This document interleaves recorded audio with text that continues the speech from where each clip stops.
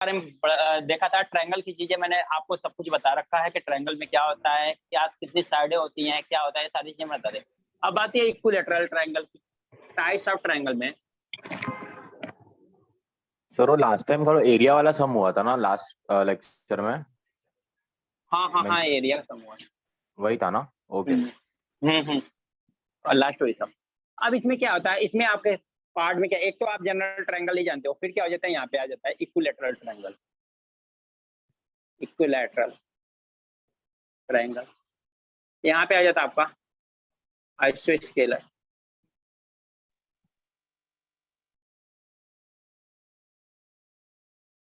Triangle, and last one आ जाता है right angle triangle. अब सर आपका साउंड ब्रेक हो रहा है। क्या हो रहा है, साउंड ब्रेक हो रहा है? नहीं सर, नहीं सर, नहीं हो देखो रहा सर। अगर मे बी ऐसा हो सकता है कि हमें समटाइम हमें तो आता है, लेकिन आप एक बार अपना नेटवर्क चेक कर लो, आप सभी को नहीं आ रहा है।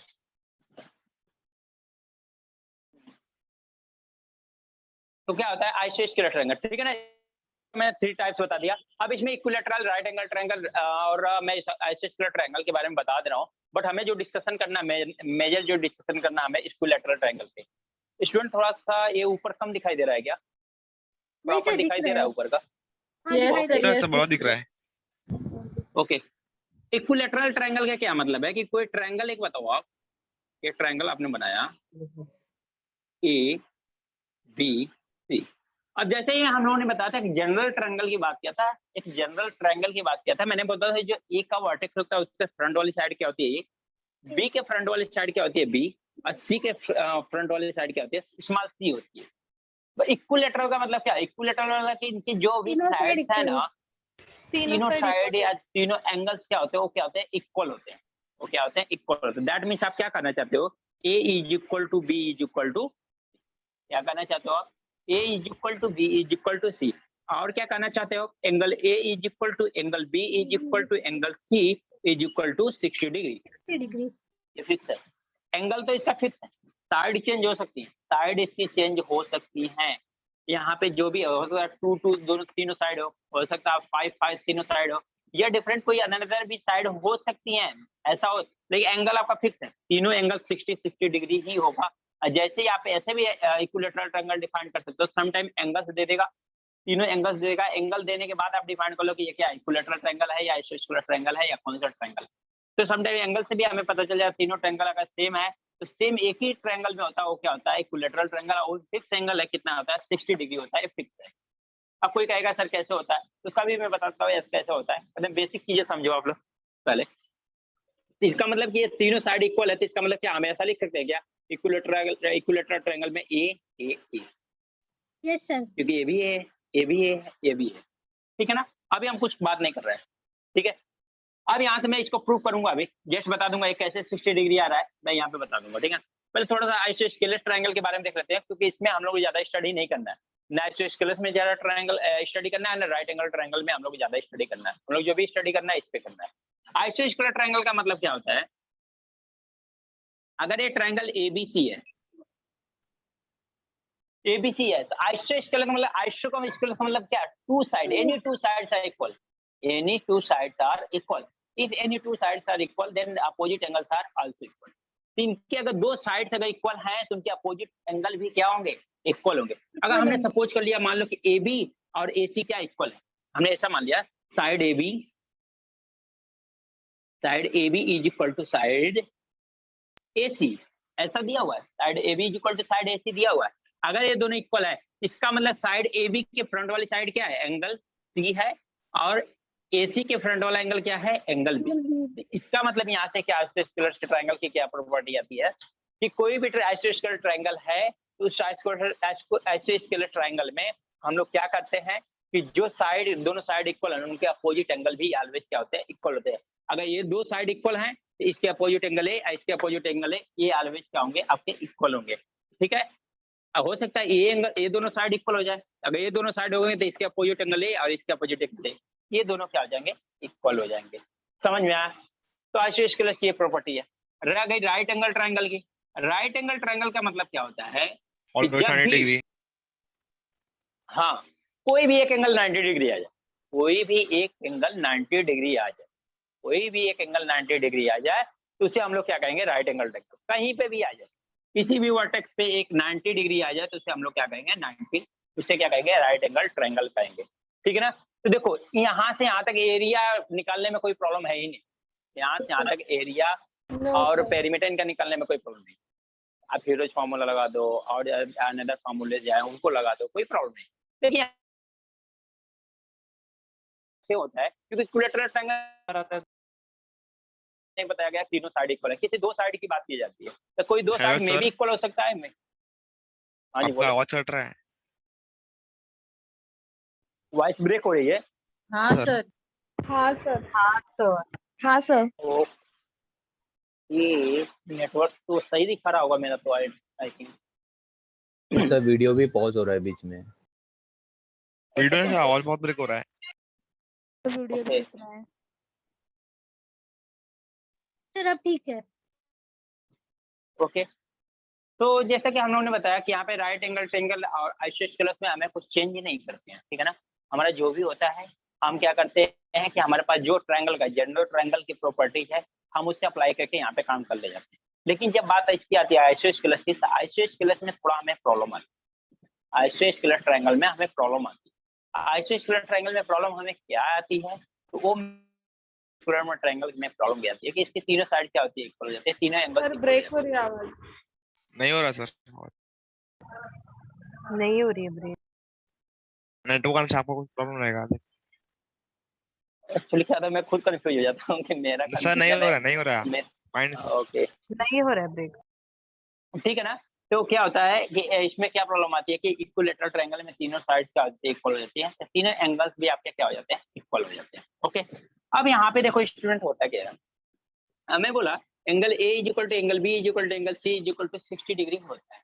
अब आप बोलोगे कैसे होता है, तो आप देख लो, अगर कोई यही जानना चाहता है, हमने यहाँ पे क्या बोल रहे हैं, यहाँ पे तीनों एंगल्स इक्वल है, angle A plus angle B plus angle 180 degree. Is equal to 180 degree. अब angle A is equal to angle B is equal to angle C, तो हम लोग बी और सी को किसके करते हैं, एंगल ए के इक्वल कर देते हैं।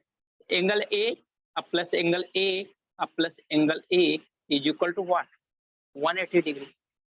तो कितना आ गया, एंगल ए कितना 3 टाइम्स हो गया, 3 times angle A is equal to 180 degree. Angle A की वैल्यू कितना आ गई, 60 डिग्री आ गई। 60। अगर एंगल ए की वैल्यू 60 डिग्री आ गई, एंगल बी की वैल्यू भी 60 डिग्री होगा और एंगल सी की वैल्यू भी 60 डिग्री ही होगी। क्यों, क्योंकि angle A is equal to angle B is equal to angle C, तीनों एंगल्स क्या होते हैं आपके इक्विलैटरल ट्रायंगल में, क्या होते हैं, इक्वल होते हैं। क्लियर इतनी बात, यस सर। इतना समझ आज में आएगा। समझा। अब इतना जिसको नोट करना नोट कर लो, मैं पेरीमीटर और एरिया की बात बोलता हूँ। सर equilateral थर्ड triangle वाला का बताइए area, ना। थर्ड वाला क्या, ये वाला ट्रायंगल, हाँ सर, वो पॉज हो ये गया था। राइट एंगल ट्रायंगल में क्या होता है कि आपको 3 एंगल्स होते हैं ट्रायंगल में, तीनों एंगल्स में से कोई भी एक एंगल आपका अगर 90 डिग्री हो जाता है तो उसे हम लोग कहते हैं राइट एंगल। कोई भी तीनों में से कोई भी angle, sir, side- A B C में से कोई भी एंगल आपका क्या हो 90 डिग्री हो जाए तो उसे हम लोग कहते हैं राइट एंगल। उसका यही प्रॉपर्टी है और कुछ नहीं, उसमें कोई खास नहीं है। जो देखने का है इसमें इक्विलैटरल ट्रायंगल में तो इसकी एरिया चेंज हो जाती है, इसका पेरीमीटर चेंज हो जाता है, तो इसके बारे में मैं बता दे रहा हूँ। इस पे 1-2 क्वेश्चन देख लेते हैं हम लोग, ऐसा मैंने बताया। क्लियर, हाँ Yes, sir. Sir. Okay. Sir second वाला ट्रायंगल है, स्पेलिंग बोलिए ना जरा, समझ नहीं आ रहा। किसका, ISOSCE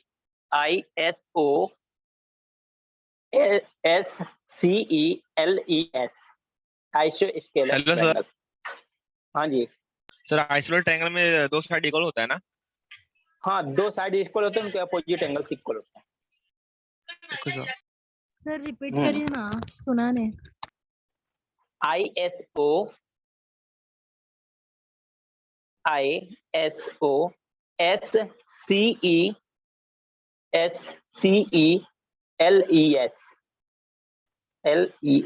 Isosceles triangle.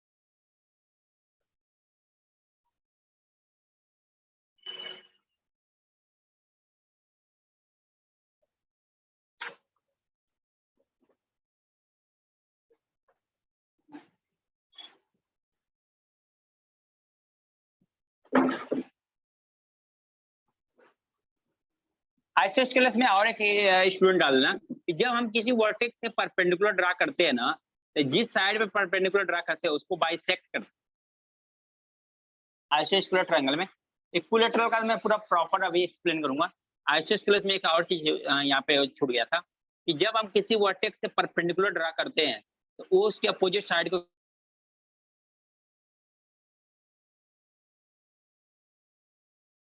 हाँ when draw perpendicular from a vertex, then it divides opposite side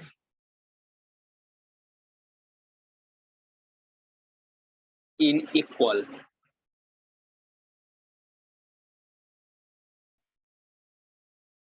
part. तो अपोजिट साइड को क्या करता है, इक्वल पार्ट में डिवाइड करता है। जब आप परपेंडिकुलर कहाँ पे, जब दोनों ये साइड इक्वल है, इक्वल वाली साइड ध्यान देना। जैसे सर वो किसी रिमाइंड रिपीट ऐसा काम कीजिए किया, ना।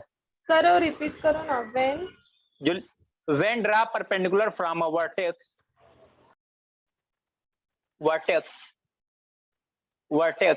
of equal sides, ऐसे लिख लो, vertex of equal sides, when draw perpendicular from a vertex of equal sides, जो इक्वल साइड है ना उनके वर्टेक्स, इन दोनों का इक्वल साइड का वर्टेक्स क्या होगा, ये होगा perpendicular from the vertex of the equal sides, then it divides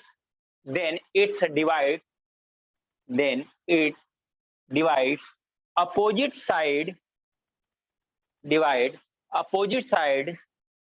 in equal part,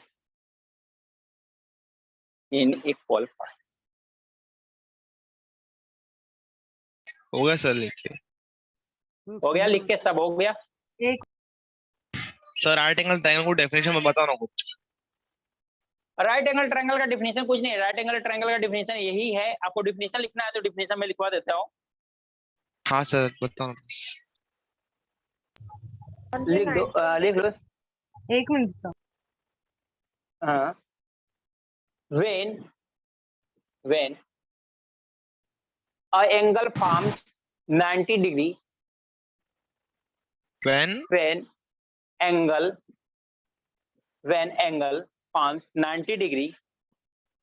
angle forms 90 degree, at any vertex of a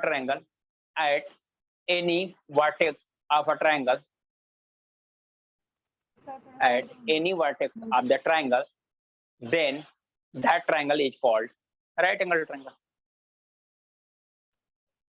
90 degree form at any vertex of the triangle. Triangle के किसी vertex पे अगर 90 degree का formation होता है तो वहां पे हमारा क्या होता है, राइट। हो गया सर, लिख के। हो गया, सब हो गया कंप्लीट। हाँ सर होगा कंप्लीट। बीच का बचा है 5 मिनट सर। बीच का भी बचा। अच्छा, बीच वाला बचा है अभी।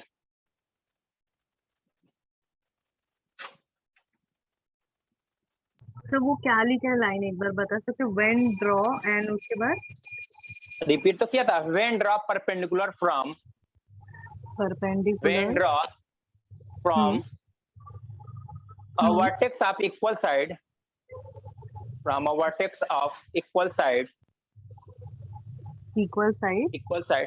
then it divides opposite side, opposite side in equal in part, equal part, okay जैसा मैंने दिखा दिया है, ये इक्वल हाँ पार्ट में क्या गया, दोनों ये अपोजिट साइड को क्या गया, तो क्या। ओके ओके, सर हो गया नोट करके। यस सर चलो मैं अब इक्विलेटरल ट्रायंगल का मैं करता हूँ, इसलिए आइसोस्केलस और राइट एंगल ट्रायंगल का मैं काम खत्म करता हूँ यहाँ से।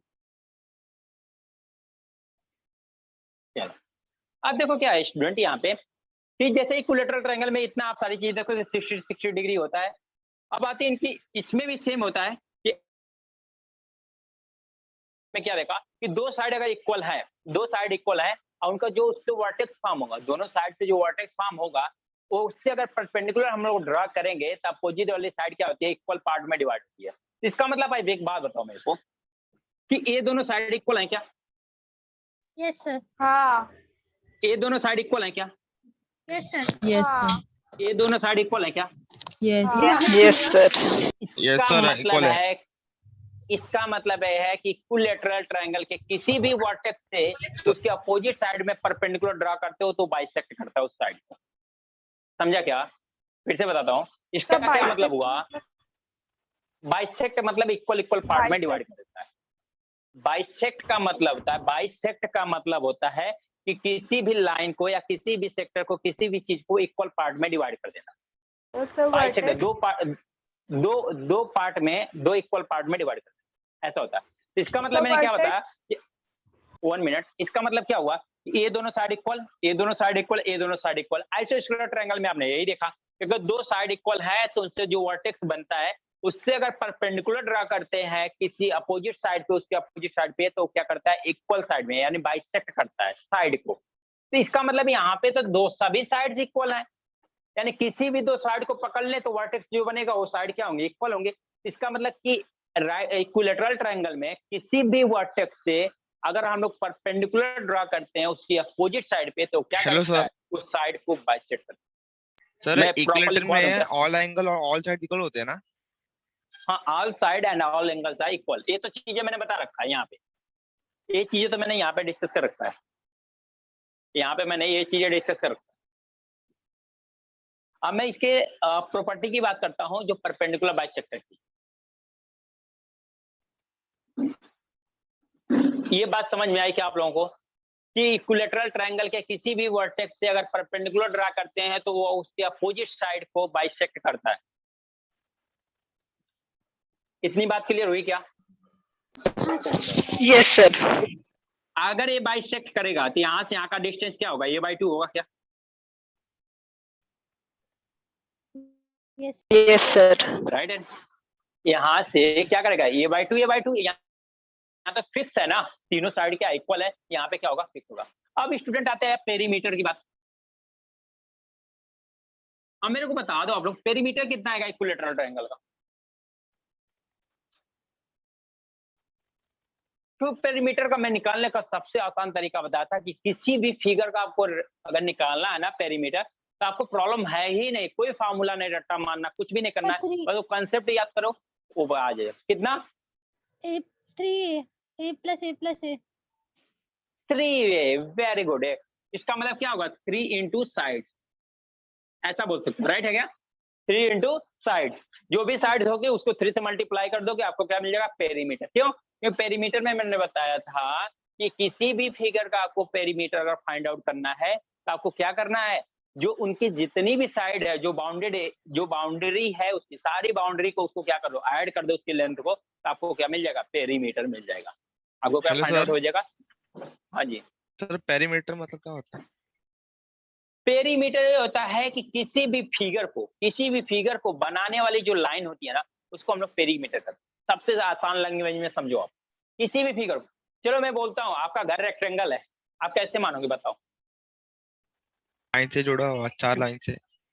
क्योंकि 4 लाइन से जुड़ा है, इसका मतलब जो 4 वाल है ना आपके साइड में, वो क्या किया हुआ है, उसको बाउंड्री बनाया, वो उसकी क्या होती है, आपके घर की जो रूम है ना, उस रूम के क्या बाउंड्री है, तो उसको जो रेक्टेंगल फिगर बनाने में क्या हुआ है, 4 वाल यूज हुई है ना, उन 4 वाल को हम लोग क्या कहते हैं, पेरीमीटर। यानी जितना लेंथ यूज होता है किसी फिगर को बनाने में, वो हो जाता है आपका पेरीमीटर। ओके इसीलिए सर, मैंने बता समझा। दिया ना कि हाँ, इसीलिए मैंने पेरीमीटर का डिफिनेशन बताया कि पेरीमीटर कभी भी किसी भी फिगर का निकालना है, आप कुछ भी मत करो, सभी साइड को ऐड कर दो, सभी साइड्स को ऐड कर दो जो उस फिगर को बनाने में इंक्लूड हो रही हैं, बस। लेकिन उनकी बाउंड्री की लाइन ध्यान देना, उनकी बाउंड्री की लाइन अगर इंक्लूड करना है, क्योंकि इस पे क्वेश्चन मैंने कराया था आप लोगों को, हमने बताया था कि ऐसा क्यों नहीं ऐड करेंगे।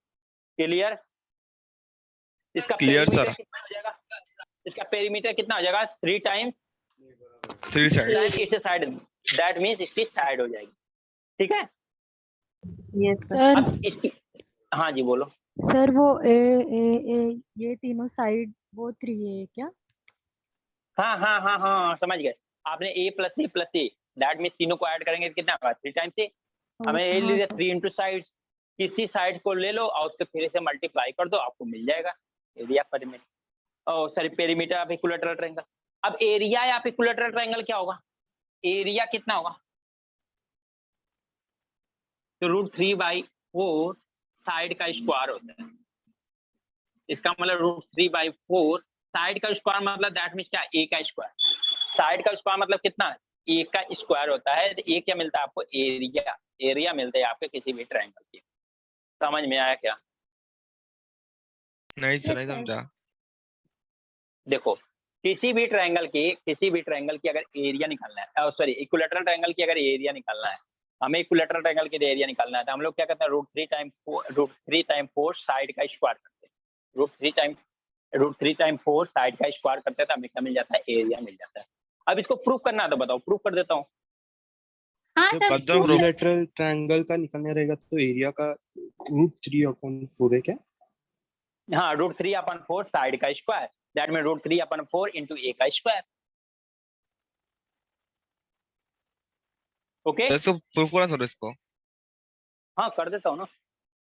ये इतना नोट कर लो, फिर एक साइड प्रूव कर देते हैं हम लोग। रब कर दो इसको, एक साइड कर लो थोड़ा। ये एक साइड में नहीं है ना, तो बीच में है तो हो गया जगह नहीं सर, है हो प्रॉपर। गया सर, लिख के। लिख के हो गया ना? रब कर नहीं दूं? Sir, 1 minute. सर नहीं सर, हाँ ओके। देखो आप लोग इतनी एनर्जी दे रहे हो ना, तो मेरे को भी एनर्जी मिल रही है पढ़ाने में, मजा आ रहा है पढ़ाने में।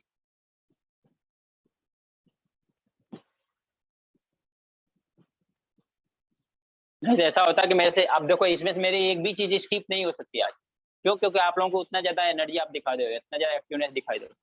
और जब आप लोग डीएक्टिवेट हो जाते हो ना, तो मेरे भी माइंड डीएक्टिवेट हो जाता है, बहुत सारी चीजें स्किप हो जाती है। लेकिन आज किसी भी ट्रायंगल का कुछ भी नहीं छूट सकता, आपको कहीं से भी ढूंढ लेना, और कुछ भी छूटा होगा तो बता। हो गया नोट?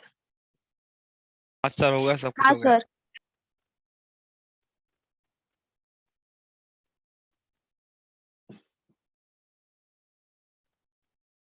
देखो स्टूडेंट, क्या होता है इक्विलैटरल ट्रायंगल? मैंने बताया कि जैसा कि ये इक्वल होता है, ए बी सी। मैंने बोल दिया कि ए इसकी साइड है, ये क्या है इनकी 60 डिग्री, ये क्या है 60 डिग्री, ये भी क्या है इसका 60 डिग्री। राइट है ना? अब हमें एरिया निकालना है, ठीक है? तो हमने यहाँ से परपेंडिकुलर ड्रॉ किया, दैट मींस यही हाइट होती है क्या? yes sir. जो परपेंडिकुलर ड्रॉ करा है यही यस हाइट होती सर, है। ये हाँ हाँ सर। सर। ये परपेंडिकुलर हुआ तो इसका मतलब ये यहाँ से यहाँ तक का डिस्टेंस कितना होगा? a/2। हाँ सर। हाँ सर। सर ये a/2 a/2 मतलब क्या सर? हमने बोला ना कि यहाँ पे प्रॉपर्टी है इक्विलैटरल ट्रायंगल की, कि जब इक्विलैटरल ट्रायंगल के किसी भी वर्टेक्स से परपेंडिकुलर ड्रॉ करते हैं तो वो उसकी अपोजिट साइड को बाइसेक्ट करता है, दैट मीन इक्वल पार्ट में डिवाइड कर देता है, 2 इक्वल पार्ट में डिवाइड कर देता है, 2 इक्वल पार्ट में हाँ, डिवाइड ओके कर देता है। समझा तो ये सर। क्या? a/2 हो गया, ठीक है?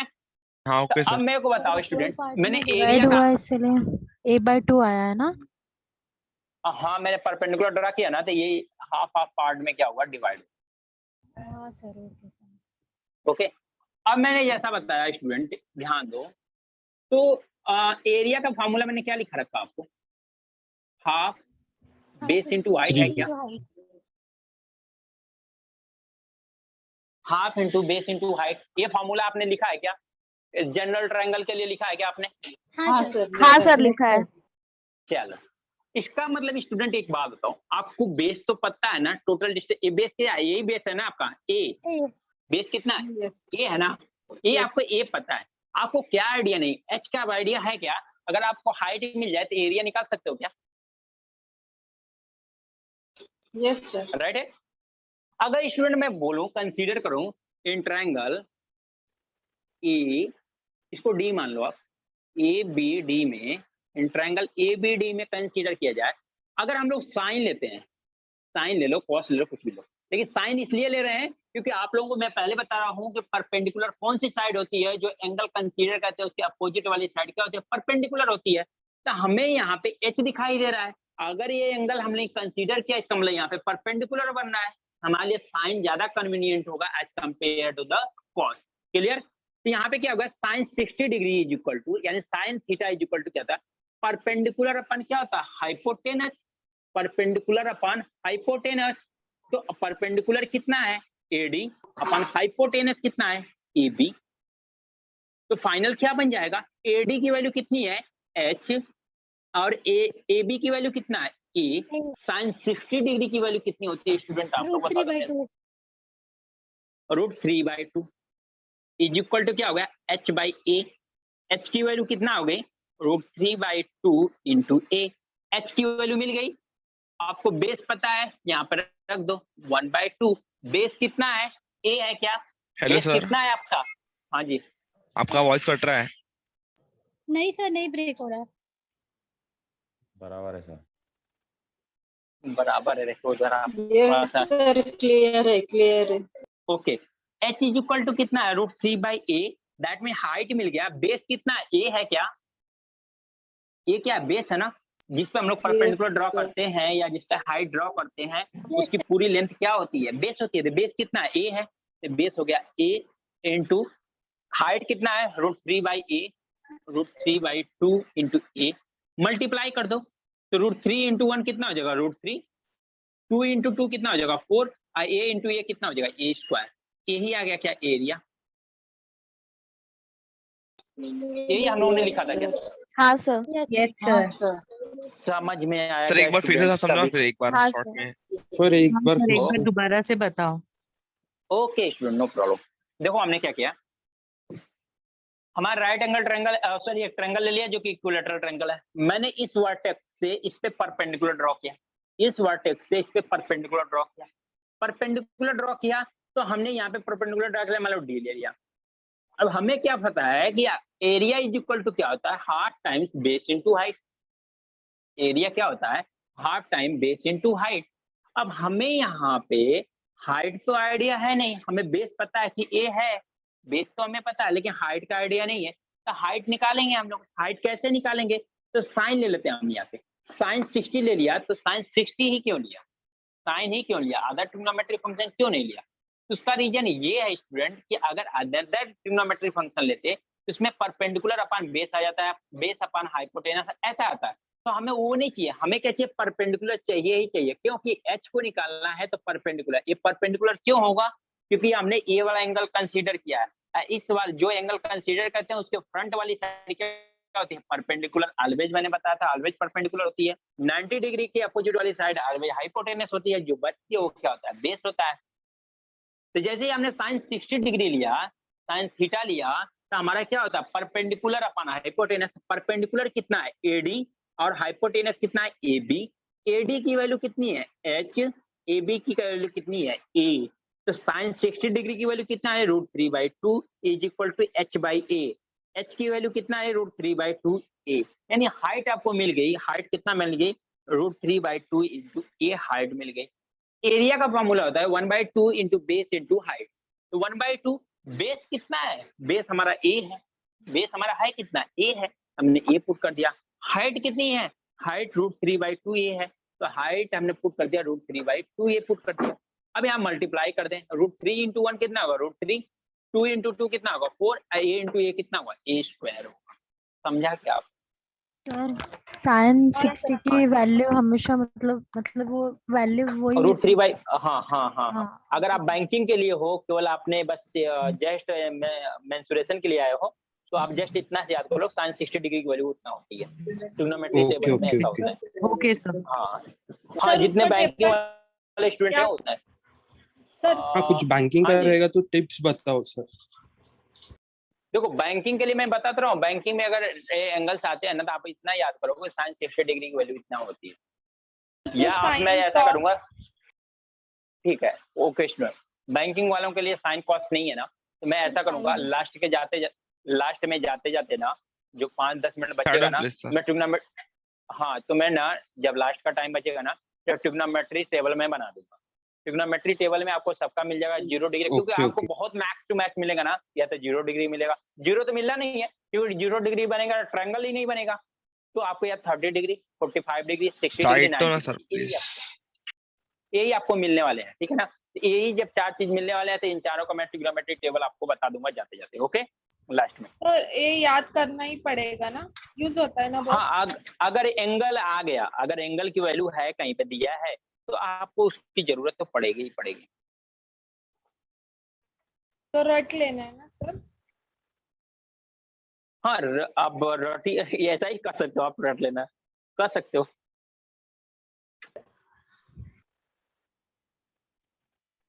सर सर लेकिन क्वेश्चंस कैसे आएंगे, मतलब हमें कैसे समझेगा कि कैसा करना है? और उसका कहाँ टेंशन ले रहे हो, उसके लिए तो मैं हूं ना अभी, मैं कहाँ चला गया छोड़ के, ओके सर। अभी तो मैंने कंसेप्ट ही बताया। हो गया कॉपी सर। हो गया सभी का copy? Yes sir. Yes sir, हो गया। चलो अब तीनों ट्रायंगल के बारे, क्या चीज? नहीं हुआ। ओके सर ठीक, बताओ आप। हाँ जी बोलो। अभी 60 डिग्री का वैल्यू रूट 3/2 है, तो और भी मतलब होगा ना 90 का, इसका मतलब फिक्स्ड वैल्यू है ना 90, मतलब वो। हाँ जैसे कुछ स्टैंडर्ड एंगल है हमारे पास, 30 डिग्री, 45 डिग्री, 60 डिग्री, 90 डिग्री, ये स्टैंडर्ड एंगल होते हैं, ठीक है ना, ट्रिग्नोमेट्री के। सर उनकी आपने वैल्यू याद लिखवा करना के पड़ेगा। दिया है क्या ये मतलब? ट्रिग्नोमेट्री में हुआ है, बट बैंकिंग वालों के लिए ट्रिग्नोमेट्री तो होती नहीं है, तो इसलिए मैंने बैंकिंग वालों के लिए कराया नहीं है। मेंसुरेशन तो आपको एसएससी वालों के लिए मेंसुरेशन भी है, ट्रिग्नोमेट्री भी है, उनका ट्रिग्नोमेट्री वहाँ पे हो गया है। आप लोगों अगर यहाँ पे नहीं हुआ है, ट्रिग्नोमेट्री टेबल की जरूरत थोड़ा बहुत पड़ेगी, हो सकता है कहीं एरिया निकलना पड़ जाए आपको ट्रायंगल की, तो उसके लिए मैं ट्रिग्नोमेट्री टेबल आपको लिख के लास्ट में दे दूंगा। आप लोग सभी का, सभी जितने भी ट्रिग्नोमेट्री फंक्शन है ना, उससे साइन ही तो यूज होता है, साइन या कॉस मैक्सिमम यूज होता है, लेकिन फिर भी मैं सभी का यूज लिख के दे दूंगा ताकि आपको जरूरत है याद कर लेना, ठीक है। लेकिन आपको जो याद करने वाली चीज है वो साइन और कॉस की ही जरूरत है, अदर किसी की जरूरत नहीं है। Hello sir. साइन और आता कॉस, है हाँ जी। एग्जाम में कितने मार्क्स के लिए आता है? इसके बैंकिंग में, हाँ बैंकिंग में अगर एक का क्वेश्चन आ जाता है, 1 से 2 क्वेश्चन, इससे ज्यादा नहीं आएगा, मैक्स टू मैक्स 2 क्वेश्चन, उससे ज्यादा नहीं आएगा। Okay okay. Hello sir. हाँ जी बोले। सर यूपीएससी में अपने मेंसुरेशन और ट्रिग्नोमेट्री होता है क्या? किसमें यूपीएससी में। यूपीएससी में भी क्या होता है कि इनका जो सिलेबस होता है ना, यूपीएससी क्या होता है, UPSC just like civil services का ही होता है, ये जो कॉर्पोरेट सेक्टर है उससे हटके होता है, तो इनका जस्ट लाइक ऐसे हो जाता है, एससी सेट के लिए आपका इंजीनियर एसएससी का ही मैथ हो जाता है, तो मेंसुरेशन भी उनमें होता है। कितने मार्क्स आएगा, तो कितने मार्क्स लाएगा? मार्क्स में बहुत ज्यादा नहीं होता है, क्योंकि सीसेट तो स्क्रीनिंग टेस्ट के लिए होता है ना, तो सारे कंप्लीट होता है ना। जैसे यहाँ पे क्या होता है, एसएससी में वेटेज ज्यादा होता है इसका मेंसुरेशन का, मतलब कि एडवांस मैथ का, लेकिन वहाँ पे ऐसा नहीं है, वहाँ से क्या 1-2 क्वेश्चन ऐसे बना के वो स्क्रीनिंग टेस्ट होता है ना, एक सीसेट के लिए आप लोगों का एक स्क्रीनिंग टेस्ट होता है, और कुछ तो नहीं होता है ना उसमें। तो क्या करता है, एक ही पेपर होता है, इसकी वजह से क्या करता है, सारे टॉपिक है जितने मैथ के टॉपिक्स है ना, सारे टॉपिक्स बनाता है, तो इसका कोई वेटेज नहीं है कि इसमें से बहुत ज्यादा आएगा, बहुत आएगा 1 से 2 क्वेश्चन, 1 से 2 क्वेश्चन की वेटेज क्या है आप समझ सकते हो। देखिए आपको 1-2 क्वेश्चन के लिए आपको पूरा पढ़ना पड़ेगा, ऐसे ही अगर आप हर एक टॉपिक से 1-2 क्वेश्चन छोड़ोगे तो हर टॉपिक से छूटेगा, क्योंकि अरिथमेटिक में भी मिलेंगे, ऐसा तो है नहीं कोई टॉपिक है चलो उसमें 5-10 क्वेश्चन आएंगे, ऐसा कोई क्वेश्चन, हाँ अरिथमेटिक का डीआई जो होता है उसमें से मिलते हैं बहुत, वो भी मिलते हैं 3 से 4 क्वेश्चन या 5 question, max to max 5 question, इससे ज्यादा नहीं मिलेगा। तो कभी भी एसएससी वालों के लिए, यूपीएससी के लिए फिक्स्ड नहीं है कि आपका इतना वेटेज है, हो सकता है कि ऐसा भी हो सकता है उस बार एक भी क्वेश्चन आए, ऐसा भी हो सकता है, ऐसा भी हो सकता है कि जैसे हमारे पास 15 टॉपिक हैं, तो ऐसा कोई जरूरी नहीं है 15 टॉपिक से क्वेश्चन आएगा ही आएगा, हो सकता है 2 टॉपिक स्टिक कर दो, ऐसा भी हो सकता है। इसलिए हम नहीं कुछ छोड़ सकते, हमें जो प्रिपरेशन करना है तो हम अपनी और साइड से कुछ भी नहीं छोड़ेंगे, वो अपनी ओर से छोड़ सकता है कोई बात नहीं, हम फुल प्रिपरेशन के साथ जाएंगे, तो जो आए अगर कुछ छूटा भी है तो हमें कोई प्रॉब्लम नहीं है, सब दे दिया तो भी प्रॉब्लम नहीं, क्योंकि हमारा प्रिपरेशन तो फुल है, हमने तो कुछ छोड़ा ही नहीं है, ये प्रॉब्लम होती है और कुछ नहीं होता। एसएससी का Yes, इसमें sir. वेटेज इसलिए, एसएससी में वेटेज इसलिए ज्यादा हो जाता है, उनके मेंस में यही मैथ आ जाता है डाच, इसलिए उनका वेटेज ज्यादा हो जाता है। ओके, जैसे बैंकिंग में क्वेश्चन फिक्स होते हैं ना कि चलो क्वाड्रेटिक क्वेश्चन 5 क्वेश्चन आएंगे, डीआई से इतने क्वेश्चन आएंगे, वैसे एसएससी में इस तरह से क्वेश्चन या सीसैट यूपीएससी में इस तरह से क्वेश्चन आपके फिक्स नहीं होते हैं, ठीक है। तो वैसे उनके फिक्स नहीं होते, केवल बैंकिंग में होता है कि क्वेश्चन यहाँ से फिक्स है कि यहाँ से इतना सिंप्लीफिकेशन आने है, इतना डीआई आनी है, इतना आपको क्वाड्रेटिक इक्वेशन आना है, वहाँ फिक्स होता है, यहाँ पे नहीं होता है। यूपीएससी मतलब कुछ फिक्स चलो नहीं होता ठीक, सर। क्या चीज? यूपीएससी मतलब कुछ फिक्स नहीं होता, आप किधर से भी कुछ भी पूछ सकते हैं, ऐसा है ना? बेसिक, हाँ बेसिक में जो पूरा होता है, एवरेज होता है, अर्थमेटिक होता है। इस सिलेबस के लिए आपको ना, जैसे अभी तो हमारे पास इसी में टाइम अगर हम लोग वेस्ट करेंगे तो क्वेश्चन नहीं हो कॉपी पाएगा। हो गया, आगे जा। हाँ, इसके लिए आप लोग ऐसा कर सकते हो, इसकी सारी जानकारी ना जो मैनेजमेंट होगा ना उससे पूछोगे, पूरी जानकारी देगा, हाँ कहाँ से आता कैसे। मैं भी दे सकता हूँ, ऐसा इश्यू नहीं है, मैं मैथ का वेटेज दे सकता हूँ, लेकिन हम लोग सारा टाइम इसी में चला जाएगा हमारा, सबसे बड़ी प्रॉब्लम नहीं है। अभी कम से कम मुझे लगता है 10 मिनट तो इसी में गया होगा, हम लोग क्वेश्चन नहीं कर पाएंगे। देखते हैं टाइप ऑफ क्वेश्चन थोड़ा देख लेते हैं, बाकी जो पढ़े रहोगे वो आएगा तो आप तो कर ही ले जाओगे, ऐसा होता है। चलो, calculate the area of an equilateral triangle. Calculate, sir लिखना है Calculate. क्वेश्चन। हाँ क्वेश्चन लिखो आप लोग। Calculate the area of an equilateral triangle. Calculate the area of N,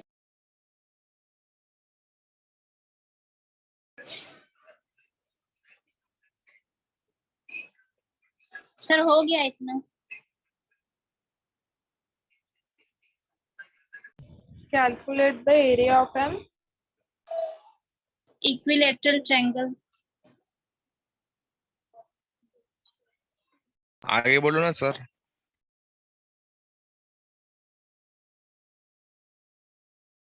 hello sir. Hello student voice आ रही है? यस सर, अभी आ रही। आ रहा है सर वॉइस।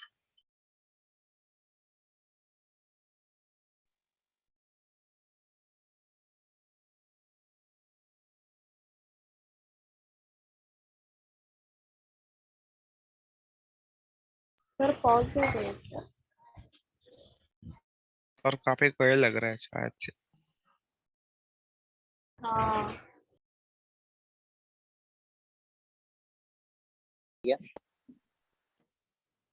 सर आज आपकी ब्रेक क्यों हो रही है इतना?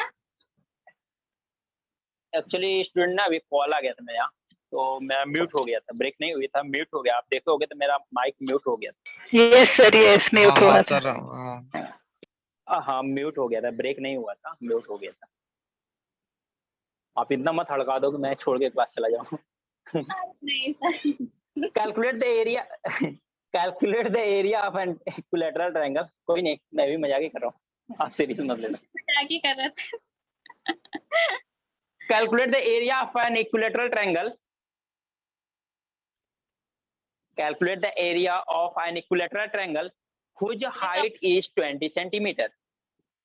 Sir, Whose height is 20 centimeter. हाँ जी सर बोलो ना। ट्रायंगल के बाद क्या बोला आपने? Equilateral triangle. Whose height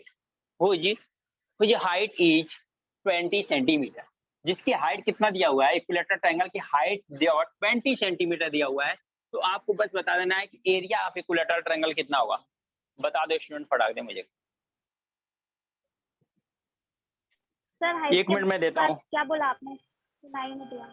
height 20 is 20 centimetre. Centimetre. Height is 20 centimetre. आपको एरिया बताना है, इक्विलेटरल ट्रायंगल की एरिया बताना है। सर एरिया मतलब बाजू के हमें साइड्स सॉल्व ना। करना। क्या चीज? एरिया मतलब बाजू के साइड्स ना। √3/4 ए स्क्वायर। हमने तो यही एरिया पढ़ा है ना इक्विलेटरल ट्रायंगल की। इक्विलेटरल ट्रायंगल की तो हमने, हाँ बेस इनटू हाइट से भी लगा सकते हो, नो प्रॉब्लम, वहां पे भी लगाओगे, वही तो है। और क्या,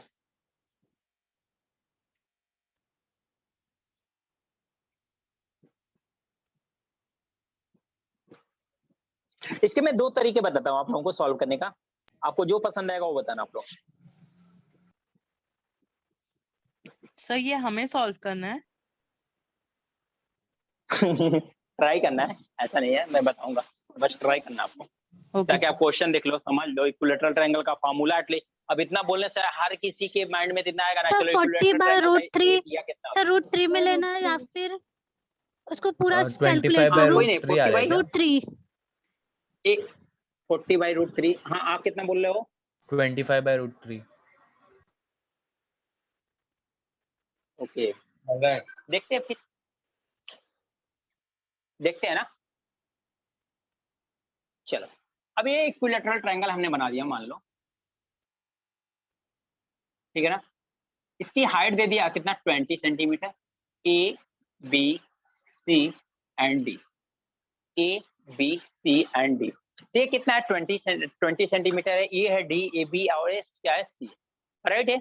अब यहाँ से हमें क्या स्टूडेंट फाइंड आउट करना है, कि हमें एरिया फाइंड आउट करना है। तो देखो हाइट अगर हमें मिल गई, अगर इसकी हमें एक कोई भी एक का आपको क्या लेंथ मिल जाए, क्या लेंथ मिल जाए, इसकी कोई भी साइड मिल जाए, एक साइड मिल जाए, तो हमें हमारा काम हो जाएगा।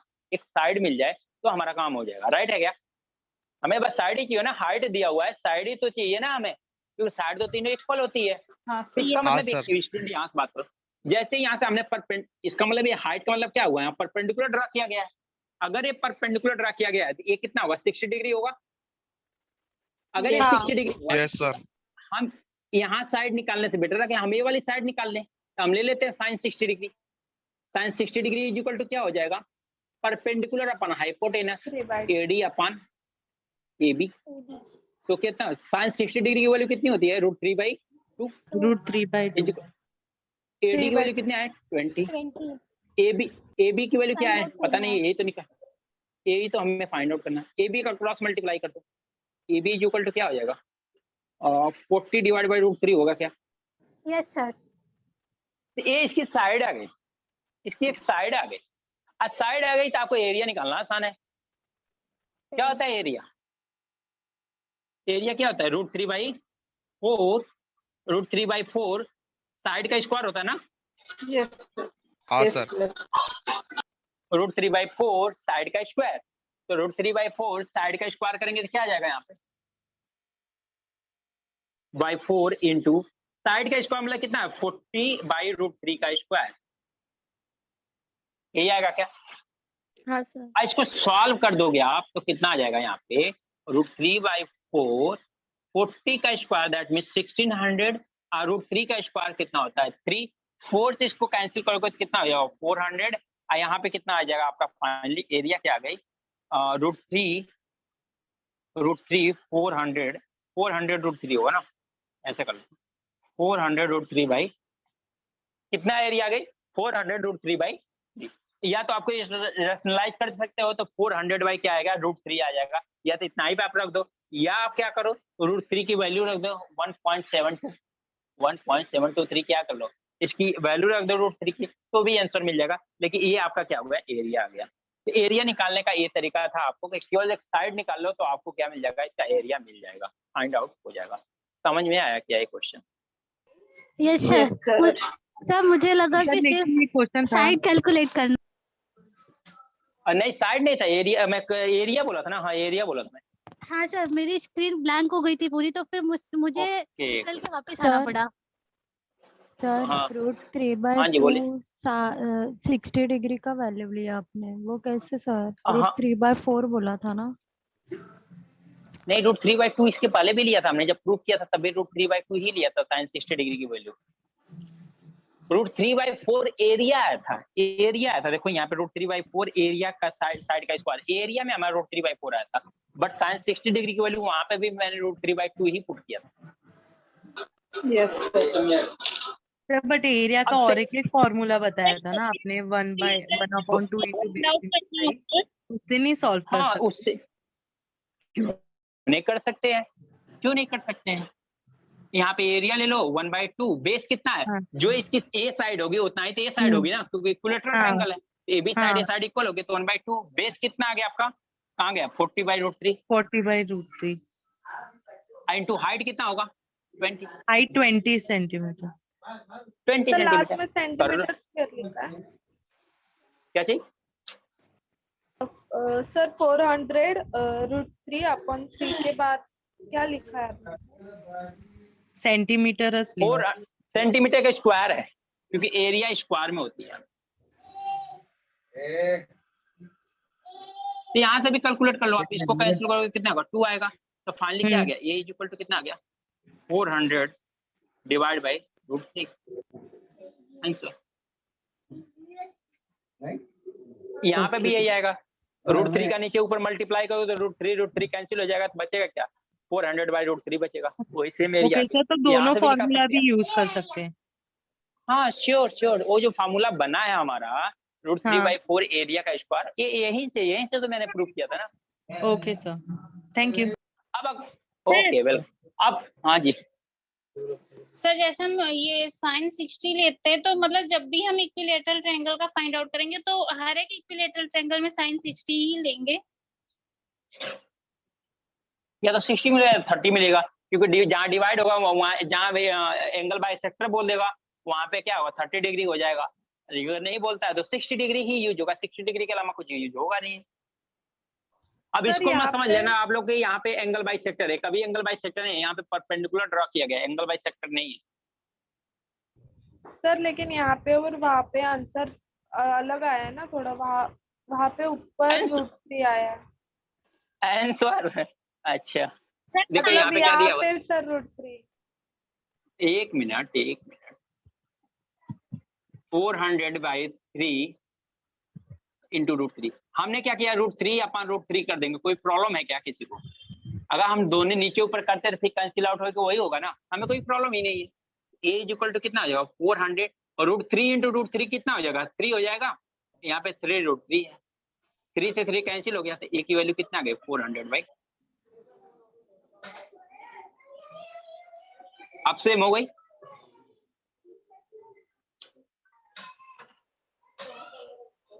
हाँ अब सर। सेम हुआ, क्लियर? हाँ सर, हाँ सर ओके सर sin 45 या sin 90 नहीं ले सकते, और अगर हम कभी चेंज भी करेंगे sin 60 अभी लिए तो हर बार हम sin 60 लेंगे या कभी चेंज करेंगे तो कब करेंगे सर?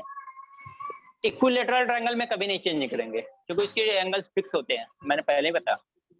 इक्विलेटरल ट्रायंगल का आपका एंगल फिक्स होता है, 60 डिग्री ही साइड हो होता जाओ ना। ओके सर, अगर मैं इक्विलेटरल ट्रायंगल दिया होगा क्वेश्चन में तो हमेशा हम sin कैसे? 60 ही लेंगे ना सर? हाँ अगर इक्विलेटरल क्वेश्चन ट्रायंगल में दिया होता है,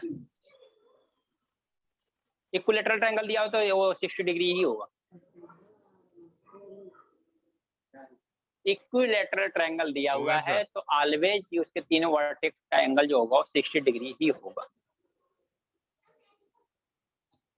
क्लियर? Yes sir. नोट हो गया? Yes sir. चलो स्टूडेंट, बैंकिंग वालों के लिए एक चीज और देख लो, अगर ट्रिग्नोमेट्री आपको नहीं याद है तो भी इस क्वेश्चन को करना चाहोगे तो कर लोगे क्या? तुम बस हमने साइड ही तो निकालना, एरिया तो निकालने का तरीका सेम है, तो साइड निकालने का मैं दूसरा भी तरीका बता देता हूँ कि आप अगर आपके पास एंगल नहीं पता है तो साइड कैसे निकाल सकते हो। दूसरा तरीका पाइथागोरस थ्योरम लगाते हैं, पाइथागोरस थ्योरम लगाते हैं।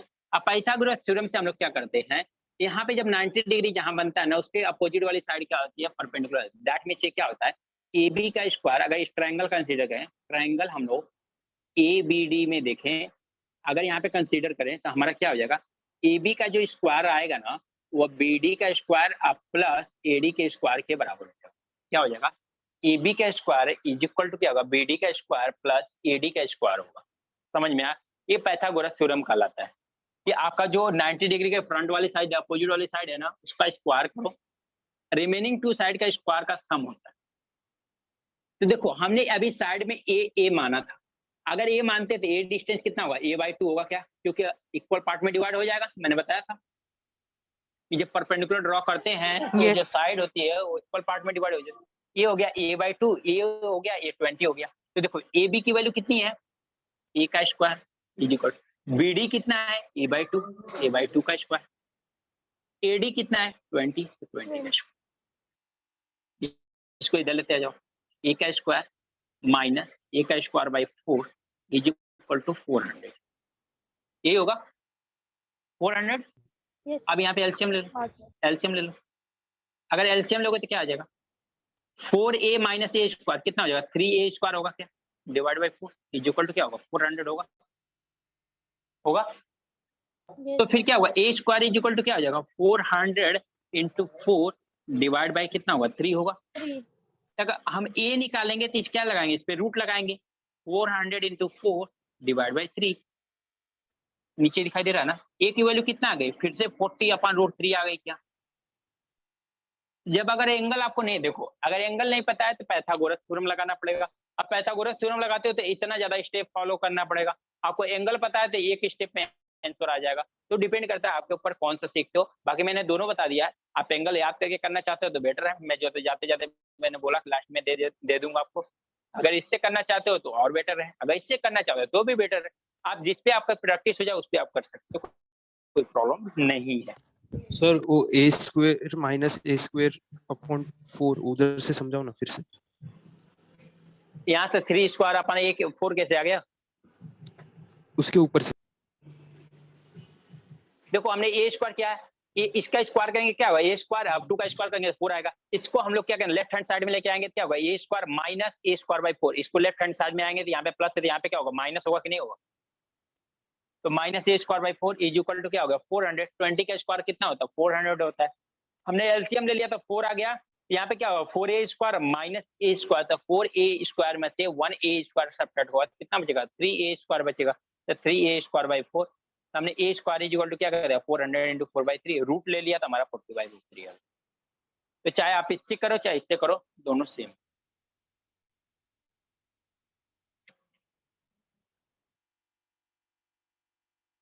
क्लियर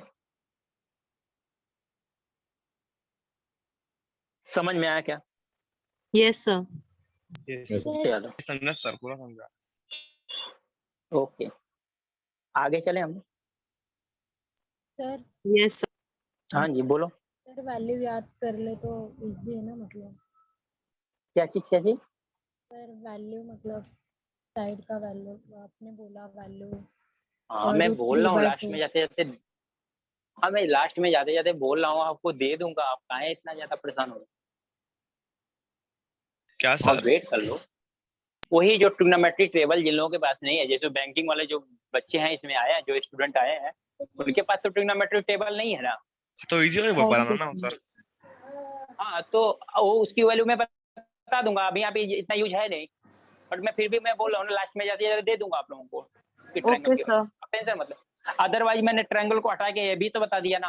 अगर आपको एंगल नहीं पता है तो इसको ये भी वैल्यू तो बता दिया ना। बट ये साइन थीटा वाला इजी है सर। हाँ इजी हाँ है सर वो ठीक है इजी थोड़ा हो। सा। हाँ ठीक है बट मैं दे दूंगा आप टेंशन मत। समटाइम ये भी यूज होगा बहुत जगह हो सकता है हाँ दूसरे एंगल सर। में आइसोस्केलस में ये भी यूज होगा ये नहीं यूज होगा क्यों क्योंकि यहाँ पे वहाँ पे एंगल हमारा फिक्स नहीं होता है। फिक्स नहीं चलिए होता है। क्वेश्चन आइसोस्केलस पे करते हैं आप लोगों को समझ में आएगा। क्वेश्चन लिखो आप ओके लोग सर। क्वेश्चन लिखो आप लोग find the area of an आइसोस्केलर triangle. Find the area of an आइसोस्केलर triangle. Find the area of an isosceles triangle whose equal sides are whose equal sides are 5 centimeter each. Equal sides are 5 centimeter each and base is 6 centimeter and base is 6 centimeter. And base is 6 centimeter and base is 6 centimeter. Isosceles में दो side equal होते हैं ना। हाँ आइसोस्केलर में दो side equal होते हैं और दोनों इक्वल साइड्स आपको दे दिया हुआ 5 सेंटीमीटर। तो आपको उसके सर क्वेश्चन रिपीट करो ना। Find the area of an आइसोस्केलर triangle whose equal sides are 5 centimeter each and base is 6 centimeter and base is 6 centimeter.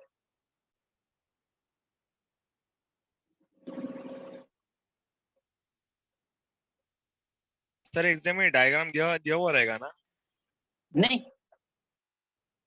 इसमें डायग्राम की जरूरत है ही नहीं। डायग्राम अपने से बनाओ, आप अपने समझाओ। मैं तो समझाने के लिए डायग्राम बना देता हूँ, लेकिन नहीं है तो आपको, अब कोई थोड़ा सा दिमाग लगाएगा तो उसे ऐसे उसके लिए निगलेक्ट कर देगा, अपना अप्लाई करा देगा, आंसर आ जाएगा उसको।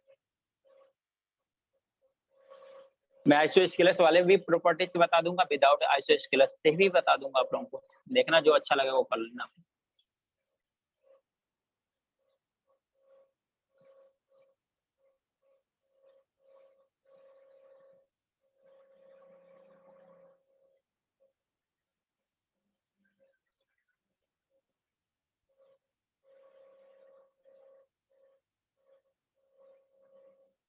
सर 43 कितना रहा है? Sir 14 cm cube 40 centimetre square, sir cube नहीं स्क्वायर, वॉल्यूम सॉरी होता सर स्क्वायर 14 1 4 14 है 1/4 14।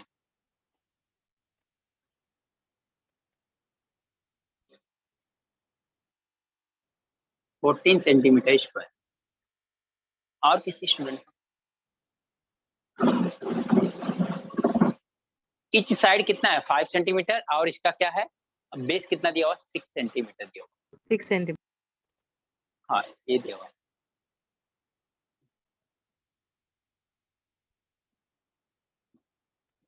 चलो फिर देख लें इसको। देखो क्या दिया हुआ, आइसोस्केलस ट्रायंगल दिया। पहले मैंने आइसोस्केलस ट्रायंगल की प्रॉपर्टीज लगाता हूँ, फिर इसके बाद देखते हैं हम लोग।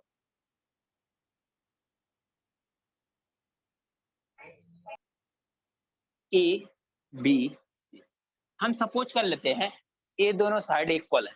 हम सपोज करते हैं ये दोनों साइड क्या इक्वल, ये दोनों साइड इक्वल है। तो ये साइड कितना हो गया आपकी? 5 सेंटीमीटर। ये भी कितना होगा? 5 सेंटीमीटर। 5 है ना? इक्वल साइड कितना है? 5 सेंटीमीटर। जो बचा उसका बेस हो जाएगा, जो बचा उसका बेस हो जाएगा। ये 6 है। अगर यहाँ से हम लोग परपेंडिकुलर ड्रॉ कर दें, अगर यहाँ से परपेंडिकुलर ड्रॉ कर दें, इसका मतलब ये कितना होगा? 3। ये कितना हो जाएगा? 3, क्योंकि बाइसेक्ट करता है ना इसको। अब अगर आपको एरिया निकालनी है, एरिया निकालनी है तो आपका क्या आता है? 1/2 बेस इंटू हाइट। तो 1/2 बेस इंटू हाइट, यानी ए वाली वैल्यू निकल जाए तो हमें क्या निकल जाएगा? बेस से कितना है? 6, हाइट निकल जाए तो हमें आंसर मिल जाएगा। तो हम लोग क्या कर सकते हैं, यहाँ पे पाइथागोरस अब अप्लाई कर देंगे। तो पाइथागोरस अप्लाई करेंगे तो क्या आएगा आपको कि ए बी का स्क्वायर इज इक्वल टू, यहाँ पे डी मान लो, बी डी का स्क्वायर प्लस ए डी का स्क्वायर। ए बी का स्क्वायर कितना है? 5 का स्क्वायर। बी डी कितना है? 3 का स्क्वायर। ए डी तो आपको फाइंड आउट ही करना है। ये 25, ये 3 का स्क्वायर कितना होगा? 9, इधर लेके आएंगे तो -9 हो जाएगा। ए डी का स्क्वायर, ये कितना होगा? 16 इज इक्वल टू क्या होगा? ए डी का स्क्वायर। ए डी की वैल्यू कितनी आ गई? 4 सेंटीमीटर। ये कितना आ गया? 4 सेंटीमीटर। तो अब एरिया जानते हो, एरिया इज इक्वल टू क्या होता है? 1/2 बेस इंटू हाइट।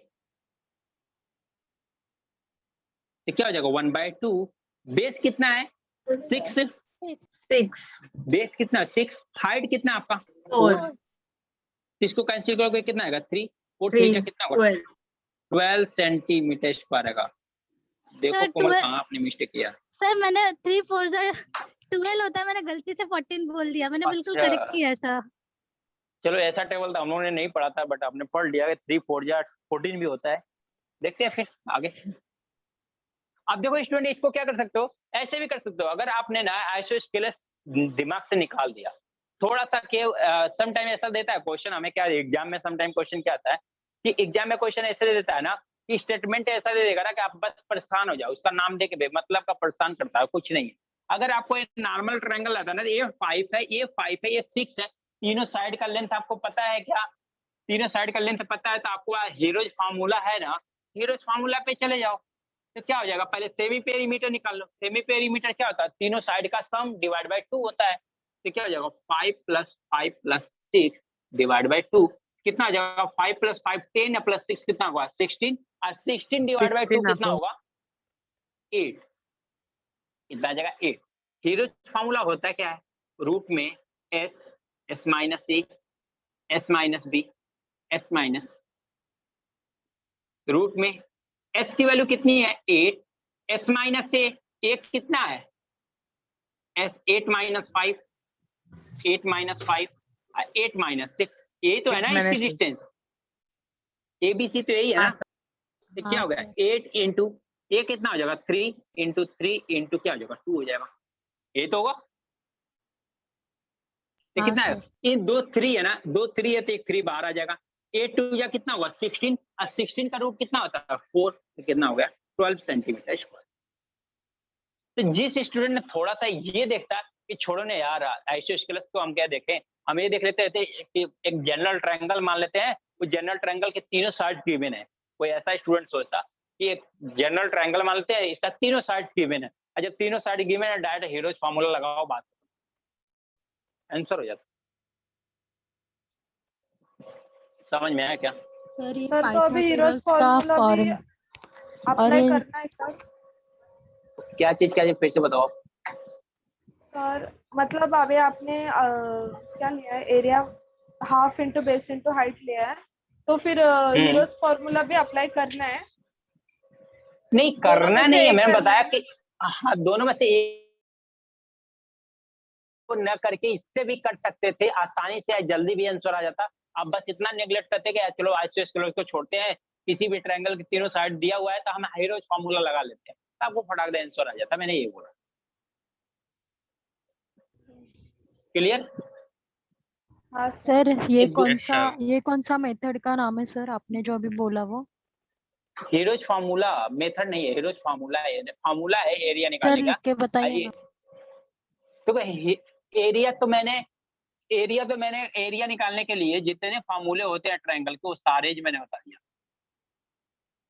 ट्रायंगल के जितने एरिया होती है वो सारे एरिया के बारे में आप लोगों को बता रखा हूँ कि कितनी ट्रायंगल की एरिया कितने टाइप से निकलती है। 3 या 4 आप लोगों को मैंने वो दिया है, एरिया का फॉर्मूला दिया है।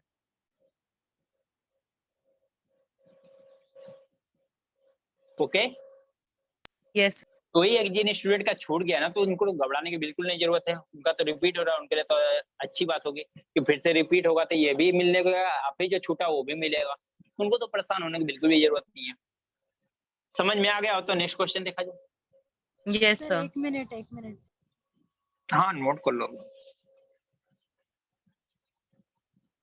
सर वो फाइव लिया है ना आपने, हीरो के फॉर्मूला में है वो रूट 5 ब्रैकेट में 8 माइनस 8, तो नीचे 8 कैसा लिया? ऐसा है क्या? ओके यहाँ पे 8 है, ये यस समझा आपने?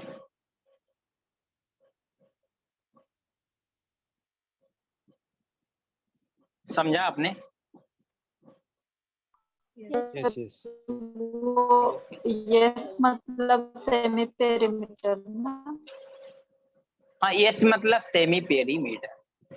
एस का मतलब है semi perimeter.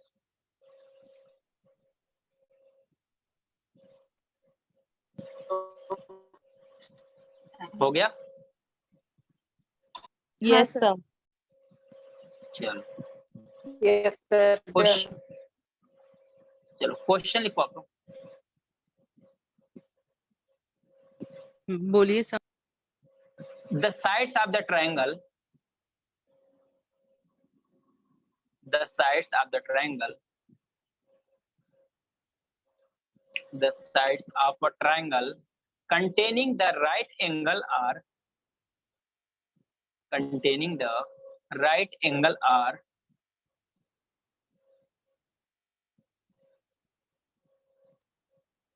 containing the right angles are, right angles are 5x and 2x, or 5x and 2x, What, sir? 5x and 2x centimeter, 5x and 2x centimeter, 5x and 2x centimeter.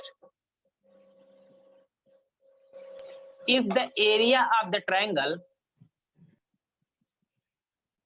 if the area of the triangle,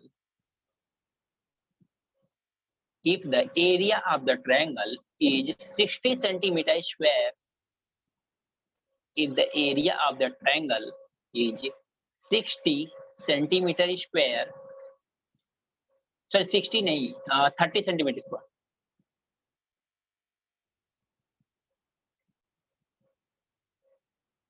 हो गया sir, आपने आगे कितना बोलो। लिखा है? एक minute, 30 centimetre square. 30 लिखा ना, तो इसको आप लोग 3 कर लो। 30 हाँ रिपीट करो ना। 30 का 3। हाँ 3 कर लो आप लोग। फिर से मैं बताता हूँ। The side of a triangle containing the right angles are 5x and 3x centimetre. 5x and 3x centimetre.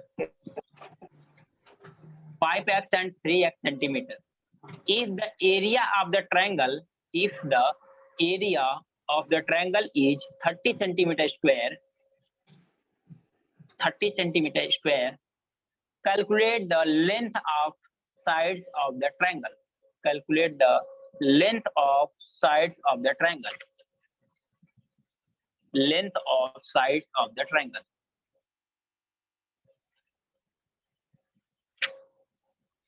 Side क्या sir? Sides of the triangle. Triangle की साइड्स क्या होंगे वो आपको बताना है। तो स्टार्टिंग का क्वेश्चन बताना है।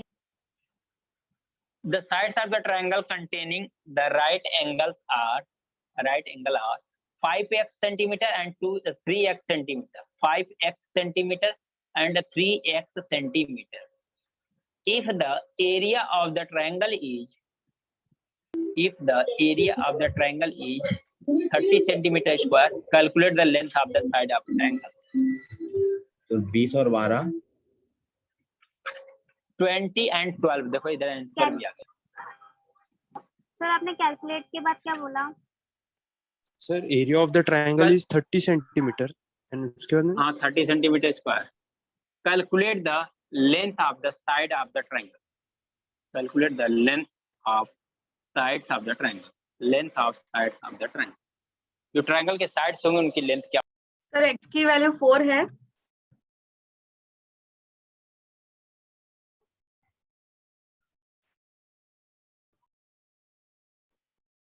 x की वैल्यू 4 होगी क्या?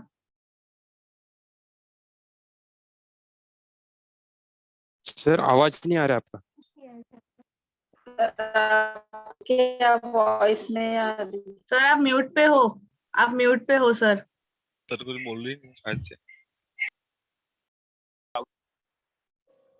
Hello sir. हाँ जी। आपका वॉइस बीच में हाँ रुक गया था। सर हाँ किसी का आंसर आया था ना? कितना आ रहा है? 4 आया है क्या x का वैल्यू? और 20 और 12 था। 20 and 12। हाँ बाद में 20 और 12 बराबर। सर आवाज नहीं आ रही आपकी। म्यूट पे हो।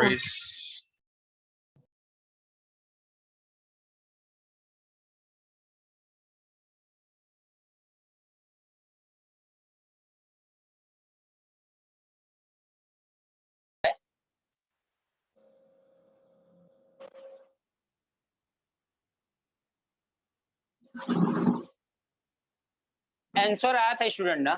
आंसर कितना कितना आया है? हेलो वॉइस आ रही है क्या? x की वैल्यू 4 आई थी और उसके बाद जो बाकी के वैल्यूज है वो 20 और 12। 20 एंड 12 आ रहा है। किसी का डिफरेंट भी आ रहा है कि सेम आ रहा है सबका? किसी का डिफरेंट भी आ रहा है कि सबका सेम आ रहा है? सर एक डाउट है। तो ये जो थर्ड साइड है उसका भी वैल्यू फाइंड आउट करना है क्या? नहीं जो साइड की हुई ना उनकी बात अच्छा बोल रहा हूँ। हाँ ठीक। अब दो साइड है, जो साइड की हुई। ओके। अगर ऑप्शन में आपको तीनों साइड दिया होता, आप तीनों साइड करो, कोई दिक्कत नहीं। x की वैल्यू √6 आ रही है और हाँ बोलो ना। सर x की वैल्यू √6 आ रही है और बेस 2√6 आ रहा है और हाइट 3√6 आ रही है। नहीं आपको साइड्स बतानी है, आपको हाइट और बेस नहीं बताना। हाँ वही हो गया हाइट बेस। कितना आ गया? बेस 2√6 आ रहा है और हाइट 3√6 आ रहा है। चलो स्टूडेंट देख लेते हैं, ठीक है ना? क्या दिया हुआ है?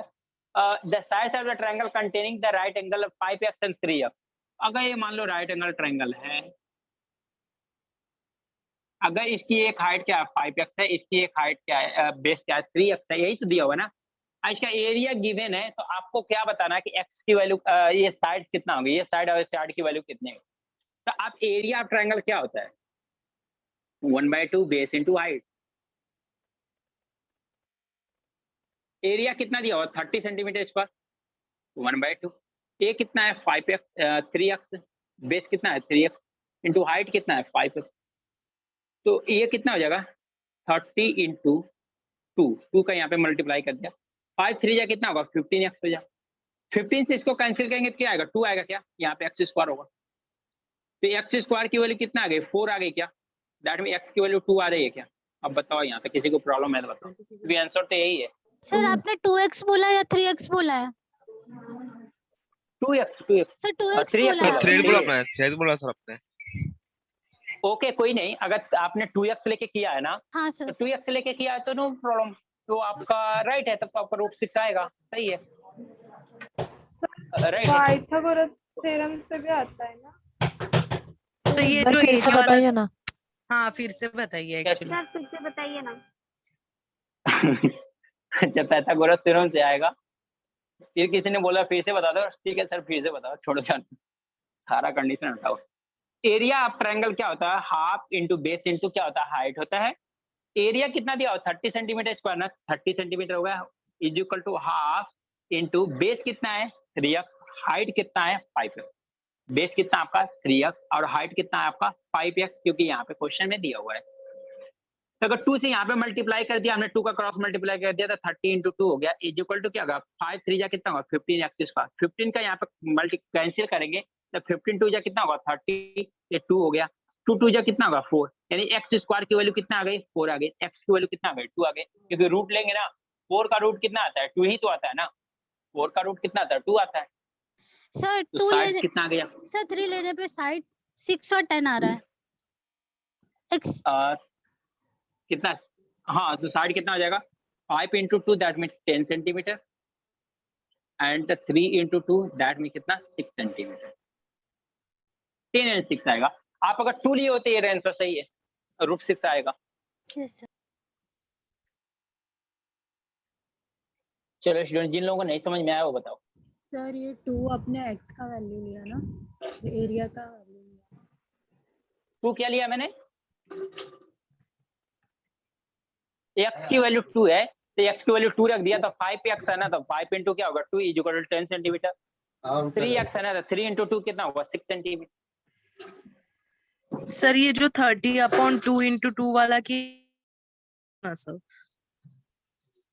क्रॉस मल्टीप्लिकेशन किया है क्या सर ये? मैंने 2 का यहाँ पे क्रॉस मल्टीप्लाई किया था 30 इंटू 2 आ गया, मैंने ऐसा किया 30 into 2 is equal to 15 X square.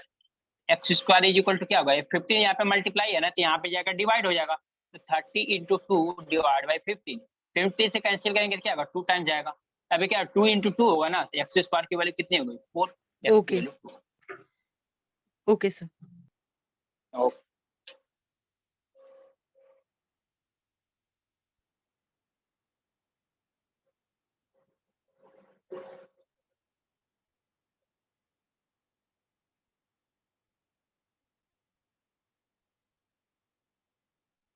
Sir इसका आंसर इतना ही है ना।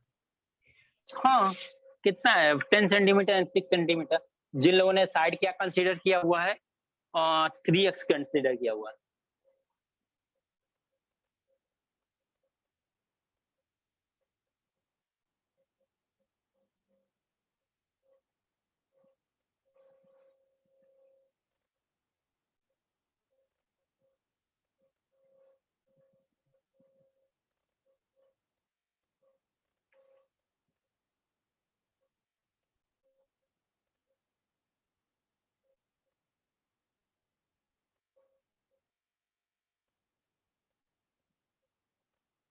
हो गया सर, हो गया हो सर। गया, चलिए आगे देखते हैं। सर आंसर में तो 10 आएगा या 6 आएगा सर? दोनों आएगा ना, आएगा। साइड में दोनों है ना, दोनों आएगा। ये 5x और 3x साइड है ना, तो दोनों साइड आएगी ना। Okay sir.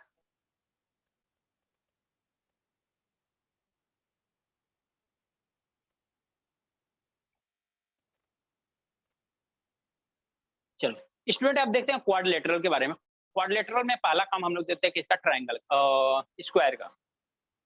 स्क्वायर से भी पहले हम लोग देखते हैं रेक्टेंगल को। रेक्टेंगल को देखते हैं।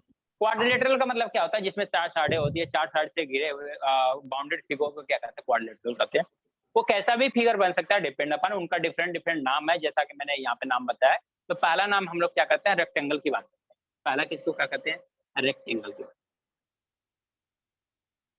रेक्टेंगल क्या होता है स्टूडेंट, कि हमारा ये 4 साइड से घिरा हो, मैंने बताया ना 4 साइड से। तो रेक्टेंगल की प्रॉपर्टी होती है कि जो 4 साइड है ना, 4 साइड जो होते हैं ये एट 90 डिग्री पे सभी ऐसा दिखाई दे रहा है, नहीं रेक्टेंगल टाइप नहीं दिखाई दे रहा क्या, दिख रहा है सर? दिख रहा है सर। हाँ रेक्टेंगल नहीं वो चीज ठीक है, लेकिन रेक्टेंगल दिखाई देना चाहिए ना। पता चला स्क्वायर दिखाई देने लगा, किसी को लगे कि उसका डिफरेंस ही नहीं है। अब दिखाई दे रहा है ना, ये वाली साइड दोनों बड़ी है, ये दोनों साइड छोटी है, राइट है ना। ए बी सी डी, तो रेक्टेंगल क्या हुआ है, रेक्टेंगल यहाँ पे क्या है, A B C D rectangle है। यहाँ पे भी फिक्स चीजें हैं, इनका एंगल जो बनता है वो कितना बनता है, 90 डिग्री, यानी इनके वर्टेक्स पे जो एंगल बनता है ऑलवेज क्या बनता है, 90 डिग्री बनता है। इनके वर्टेक्स का एंगल क्या बनता है, ऑलवेज 90 डिग्री होता है। इनके अपोजिट साइड्स क्या होती है, इक्वल होती हैं। इनकी अपोजिट साइड क्या होती है, इक्वल है। अगर ए डिस्टेंस ए है तो ए बी डिस्टेंस ए होगी, ए डिस्टेंस बी है तो ए बी डिस्टेंस कितना होगी, बी होगी। समझ में आया क्या। तो रेक्टेंगल का क्या क्या कंडीशन आपने देखा पहले, कि रेक्टेंगल वो होता है जिनके सभी वर्टेक्स यानी चारों वर्टेक्स क्या होते हैं 90 डिग्री पे होते हैं, जिनके अपोजिट साइड से इक्वल होती है। इतना चीजें हम लोगों ने देखा, राइट है। अब इनके डायगोनल की बात कर लें। इनके डायगोनल जो होते हैं ना, एक दूसरे को देखो पहले डायगोनल कैसे निकालेंगे। तो डायगोनल निकालने के लिए मुझे नहीं लगता है कि अगर डीबी निकालना हो तो किसी भी स्टूडेंट को प्रॉब्लम होगी। डायगोनल निकालना है तो मुझे नहीं लगता है कि इसमें किसी स्टूडेंट को प्रॉब्लम होगी, क्योंकि पाइथागोरस थ्योरम लगाना आपने सीख गए हो। तो क्या करोगे, यहाँ पे पाइथागोरस से निकालोगे तो डीबी इक्वल टू क्या होगा, क्या होगा, रूट में ए स्क्वायर प्लस बी स्क्वायर होगा, यही होगा ना। Yes sir. Yes sir. तो ये आपका ये क्या हो जाएगा, आपका डायगोनल हो जाएगा। लेकिन यहाँ पे प्रॉपर्टी जो देखना हमें क्या है कि इनके जो डायगोनल्स होते हैं ना, वो एक दूसरे को 90 डिग्री पे इंटरसेक्ट करते हैं। किस पे, 90 डिग्री। इनके डायगोनल जो होते हैं एक दूसरे को 90 डिग्री पे इंटरसेक्ट करते हैं, किसके, रेक्टेंगल के। रेक्टेंगल के डायगोनल जो होते हैं एक दूसरे को 90 डिग्री पे इंटरसेक्ट करते हैं। समझ में आया। Yes sir. एक दूसरे को 90 डिग्री पे इंटरसेक्ट करते हैं। ओके, और भी क्या करते हैं, इंटरसेक्ट करते हैं 90 डिग्री, वो भी इनको बाइसेक्ट करते हैं। वो भी इनको क्या करते हैं, बाइसेक्ट करते हैं, बाइसेक्ट करते हैं। समझ में आया। बाइसेक्ट मतलब क्या, इक्वल इक्वल पार्ट में डिवाइड करते हैं, ठीक है, इक्वल इक्वल पार्ट में डिवाइड। अब आती है इनकी एरिया की बात। इनकी किसकी आती है, एरिया की बात। पहले पेरीमीटर की बात कर ले। पेरीमीटर आप लोग बताओ, मैं क्यों बताऊं। एरिया चेंज होता है लेकिन पेरीमीटर चेंज 2 इंटू ए प्लस बी, राइट है। क्या करोगे आप, एरिया कैसे निकालोगे, चारों साइड को ऐड कर दो, ए प्लस बी प्लस ए प्लस बी। ए प्लस ए कितना आ जाएगा, 2a, और बी प्लस बी कितना होगा, 2b। कॉमन ले लो, क्या होगा, a प्लस बी आ जाएगा। एरिया कितना होता है इसका, एरिया इसका क्या होता है, जब इसकी एरिया जो होती है क्वाड्रेटर की एरिया क्या होती है हमारी, जहाँ फाइंड आउट करते हैं तो हम क्या करते हैं, लेंथ इंटू विड्थ करते हैं। क्या करते हैं, लेंथ इंटू विड्थ करते हैं, लेंथ इंटू विड्थ करते हैं। तो लेंथ कितना है आपका, b इंटू क्या, a, दैट मीन्स क्या हो गया, एरिया ए बी हो गया। तो आपको रेक्टेंगल की पेरीमीटर कितना होगा, 2 टाइम्स a प्लस बी होता है। एरिया कितना होता है, length into width, that means a into B होगा। अगर आपने लेंथ b लिया है और फार्मूला क्या होगा, ए बी हो जाएगा इसका फार्मूला। समझ में आया क्या, इतनी चीज समझ में आई। Yes sir. Length into width. Sir area बताइए ना। एरिया बताया तो एरिया कितना होता है, लेंथ इंटू विड्थ होता है। लेंथ कितना है, b हमने मान लिया, अब विड्थ कितना है, a मान लिया, तो b into A, that mean a into b।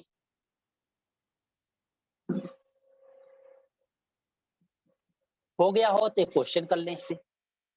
Yes नहीं सर, सर लिख लेते ना, रुको। ये लिख लेते हैं उसके बाद सर। ओके नोट कर लो।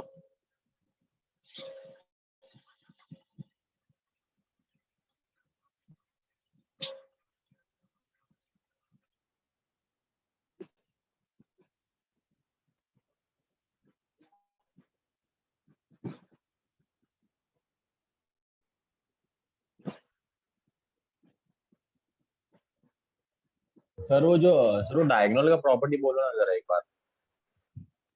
इनके डायगोनल जो होते हैं एक दूसरे को 90 डिग्री पे इंटरसेक्ट करते हैं, पहली ओके, प्रॉपर्टी है। इनके जो डायगोनल्स होते हैं वो एक दूसरे को बाइसेक्ट करते हैं, दूसरी प्रॉपर्टी होगी। मतलब ऑपोजिट ये हो जाता है, सेम हो जाता है। नहीं नहीं नहीं नहीं, बाइसेक्ट का मतलब ये है कि देखो ए वाली लाइन जो है डीबी जो है किसको इंटरसेक्ट करेगी, एसी लाइन को इंटरसेक्ट करेगी। हाँ और वही जो मतलब एसी लाइन है ऑपोजिट। किसको इंटरसेक्ट करेगी, वीडियो को। तो इसका मतलब क्या ओके। करेगा, इसका मतलब इसको हाफ हाफ पार्ट में डिवाइड कर देगा, यानी ये भी हाफ हो गया, ये भी हाफ हो गया, ये भी हाफ हो गया। और वो बीच का जो एंगल बनता है वो 90 नहीं है ना? कौन सा? बीच का जो आपने यहाँ पे 90 लिखा है वो मतलब वो 90 डिग्री बनता है क्या? सबका 90 99। ओके। इनका एंगल जो बनता है 90 डिग्री ही बनता है। एक बार मैं चेक कर लेता हूँ, वो चेक कर लेता हूँ।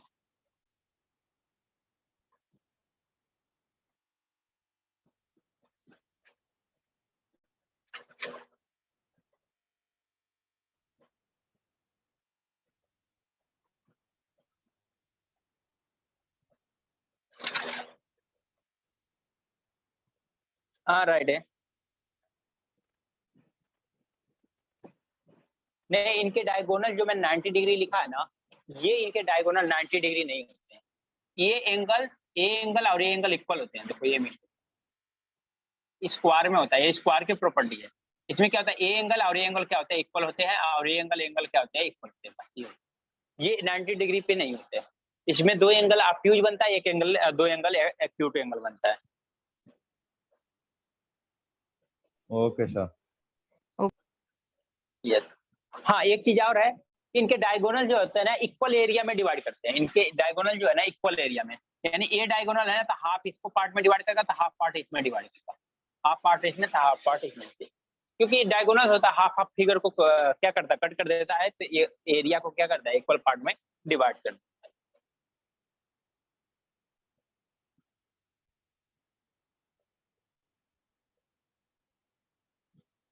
हो गया नोट? यस सर, हो गया। Yes sir. चलो क्वेश्चन लिखो अब।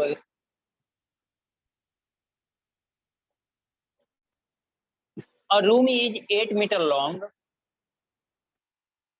A room is 8 meter long and 5 meter broad. 8 meter long and 5 meter broad. 5 meter broad. Find the cost of covering. Find the cost of covering. Find the क्या cost sir? Cost of cost of covering. Cost of covering the floor of the room. The floor of the room. The floor of the room with 80 centimeter wide carpet.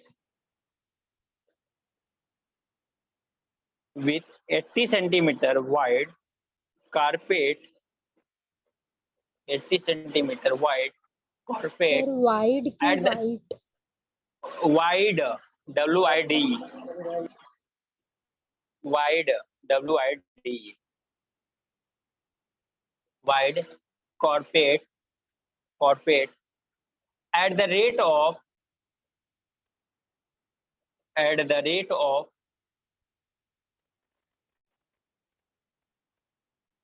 At the rate of 225 rupees per meter. At the rate of 225 rupees per meter. 225 rupees per meter.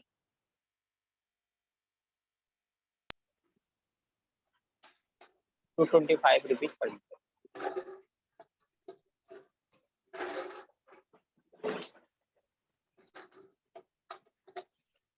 हो गया? Yes note हो गया आप लोगों को? Yes sir. हाँ sir. Okay, देखो इस क्वेश्चन को।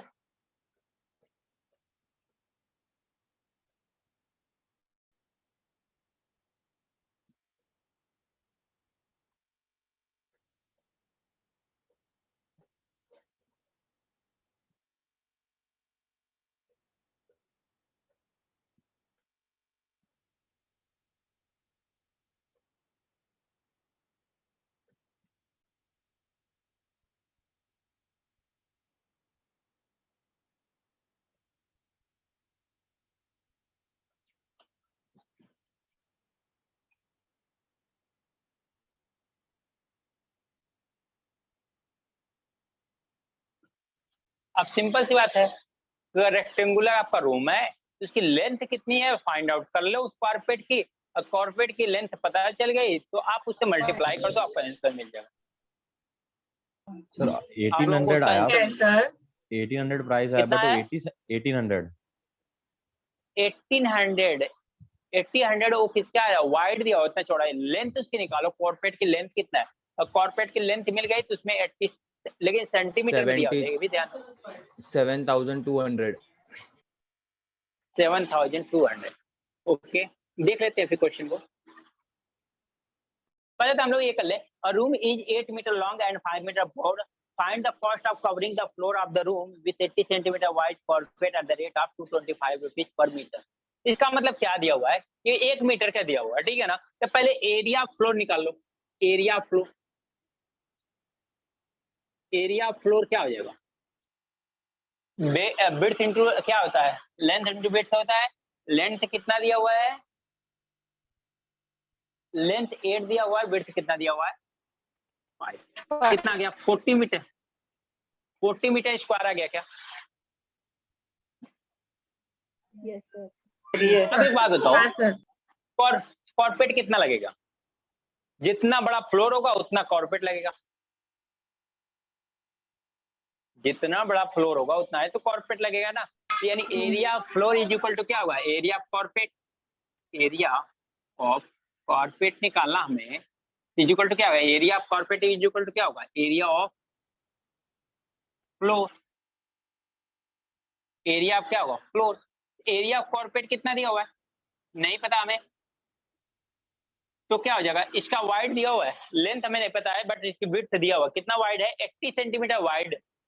80 सेंटीमीटर है ना, इसको मीटर में कन्वर्ट करेंगे तो क्या करेंगे? 100 से डिवाइड करेंगे। 80 सेंटीमीटर में है ना, इसको मीटर में कन्वर्ट करना होगा तो 100 से डिवाइड करने के इनटू लेंथ क्या होगा? L इज इक्वल टू क्या होगा? Area floor. एरिया फ्लोर कितना हो जाएगा? 40 मीटर स्क्वायर। क्या एरिया फ्लोर कितना है? 40 मीटर।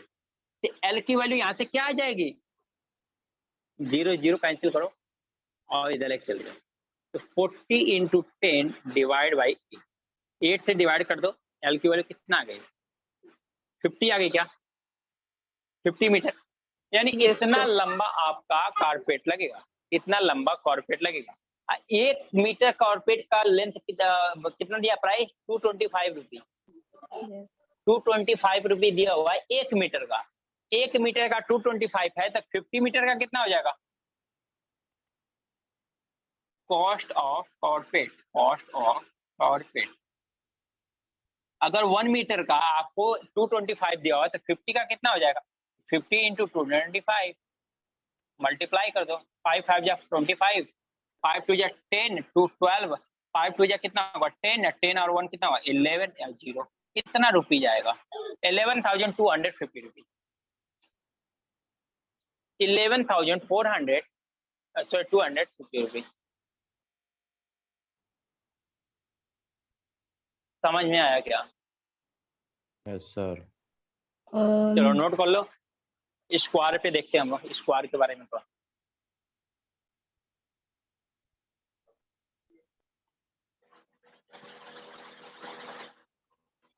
ज्यादा था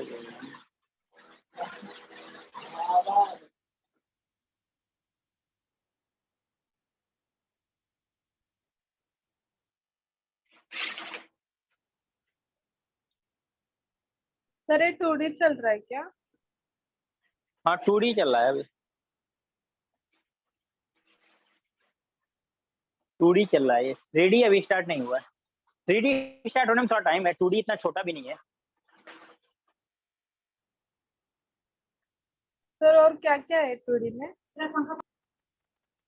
2D में अब जैसे मैंने ये क्वाड्रिलेटरल के बारे में खत्म कर लूंगा, फिर खत्म हो जाएगा, फिर एक दिन क्वेश्चन के क्लास रख दूंगा, फिर उसके बाद खत्म हो जाएगा 2D, फिर 3D हो जाएगा। बैंकिंग में 2D है? हाँ 2D है। मतलब और सर क्या है? 2D में ट्रायंगल, रेक्टेंगल और स्क्वायर आता है ना sir? Rectangle, square, trapezium, रैम्बोस, circle, ये सब आता है। बैंकिंग में क्या क्या आएगा, वो कैसे हम लोग को समझेगा थोड़ा?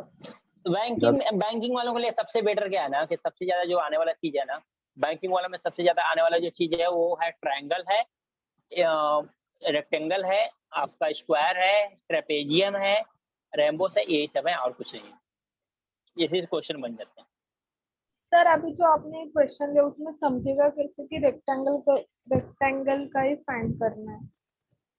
अगर सिंपल सी बात है कि अगर इसमें क्या दिया हुआ है, अगर रूम की बात किया तो रूम तो रेक्टेंगल ही होगा ना, सर्कल तो होगा नहीं। अगर सर्कल रूम होगा तो उसका रेडियस दिया स्क्वायर तो रहेगा। हो सकता है ना सर?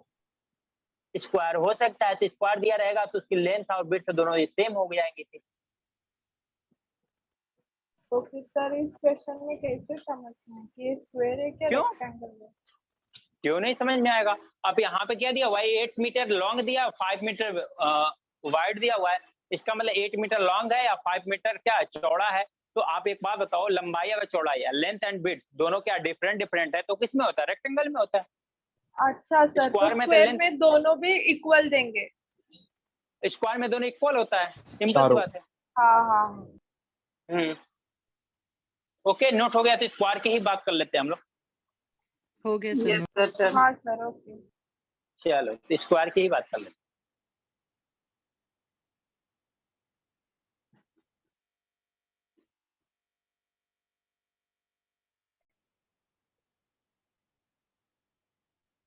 स्क्वायर में क्या होता है स्टूडेंट, जिनकी ऑल साइड्स क्या होती हैं, इक्वल होती है। यहाँ पे भी क्या होता है, एबीसी अगर है ना,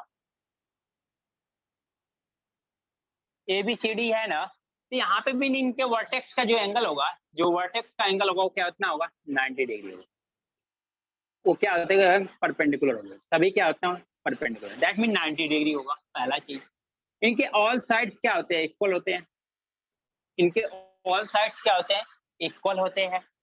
इनके डायगोनल जो होते हैं एक दूसरे को 90 डिग्री पे इंटरसेक्ट करते हैं। इनके जो डायगोनल्स होते हैं एक दूसरे को 90 डिग्री पे इंटरसेक्ट करते हैं। इनके डायगोनल जो होते हैं 90 डिग्री पे एक दूसरे को इंटरसेक्ट करते हैं। पहला चीज, डायगोनल एक दूसरे को क्या करते हैं, बाइसेक्ट करते हैं। दूसरा चीज, तो क्या क्या मैंने बता दिया, देखो पहले जो स्क्वायर होता है, स्क्वायर का जो फिगर होता है उसमें सभी साइड्स क्या होती है, आपकी सेम होती है। सभी साइड्स क्या होती है, सेम होती है। ऑल साइड्स आर इक्वल होती हैं। सेकंड क्या मैंने बताया कि इनका सभी एंगल कितना होता है, 90 डिग्री। फिर क्या होता है, मैंने इनके जो डायगोनल्स होते हैं एक दूसरे को 90 डिग्री पे इंटरसेक्ट करते हैं। इनके जो डायगोनल्स होते हैं एक दूसरे को 90 डिग्री पे इंटरसेक्ट करते हैं। इनके जो डायगोनल्स होते हैं एक दूसरे को बाइसेक्ट करते हैं। इनको जो डायगोनल्स होते हैं वो इक्वल एरिया पार्ट में डिवाइड करते हैं। इक्वल एरिया पार्ट का मतलब क्या हुआ, अगर यहाँ पे स्क्वायर है ए बी सी डी, अगर आपने एक डायगोनल ड्रॉ कर दिया, एक डायगोनल ड्रॉ कर दिया, तो half part A half part A, यानी ए एरिया ये किसमें डिवाइड कर दिया, हाफ हाफ पार्ट में क्या कर दिया, डिवाइड कर दिया। हाफ पार्ट ए और half part A, half half part में डिवाइड कर दिया। अगर दोनों डायगोनल आपने ड्रॉ कर दिया तो 1/4 में डिवाइड कर देंगे। 1/4 में ये क्या कर देगा, एरिया को डिवाइड कर देगा। एरिया को क्या हाफ हाफ पार्ट में या 1/4 कर दिया, तो दोनों डायगोनल ड्रा कर दिया तो 1/4 पार्ट में क्या कर देगा, डिवाइड कर देगा। क्लियर? इतना चीज क्लियर हुआ? Yes sir, clear.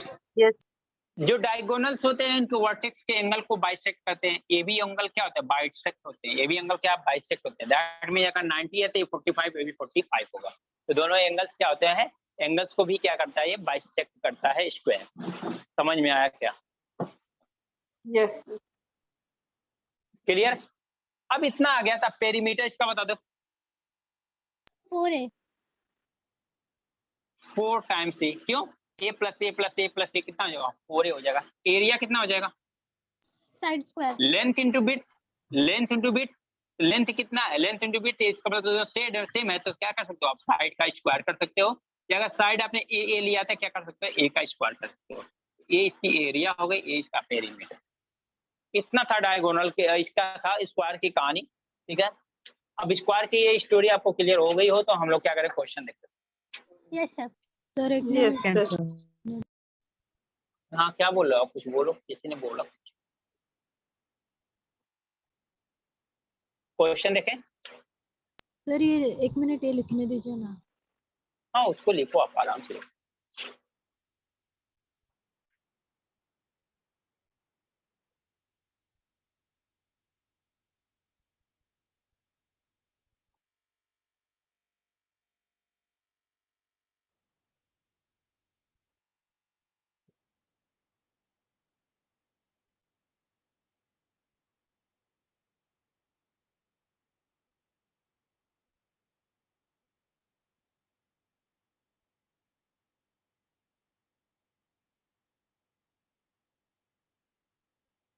Done, sir. Note हो गया? Yes, sir. चलो क्वेश्चन लिखो अभी। The area of a square field, the area of a square field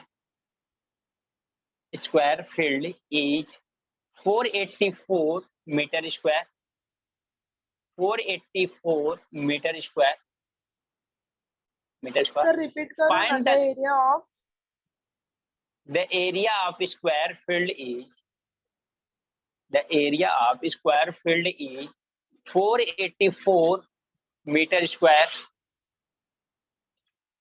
484 meter square. Find the length of its diagonal. Find the length of its diagonal. Find the length of its diagonal. आपको इसके length बताना है, diagonal का length बताना कितना होगा।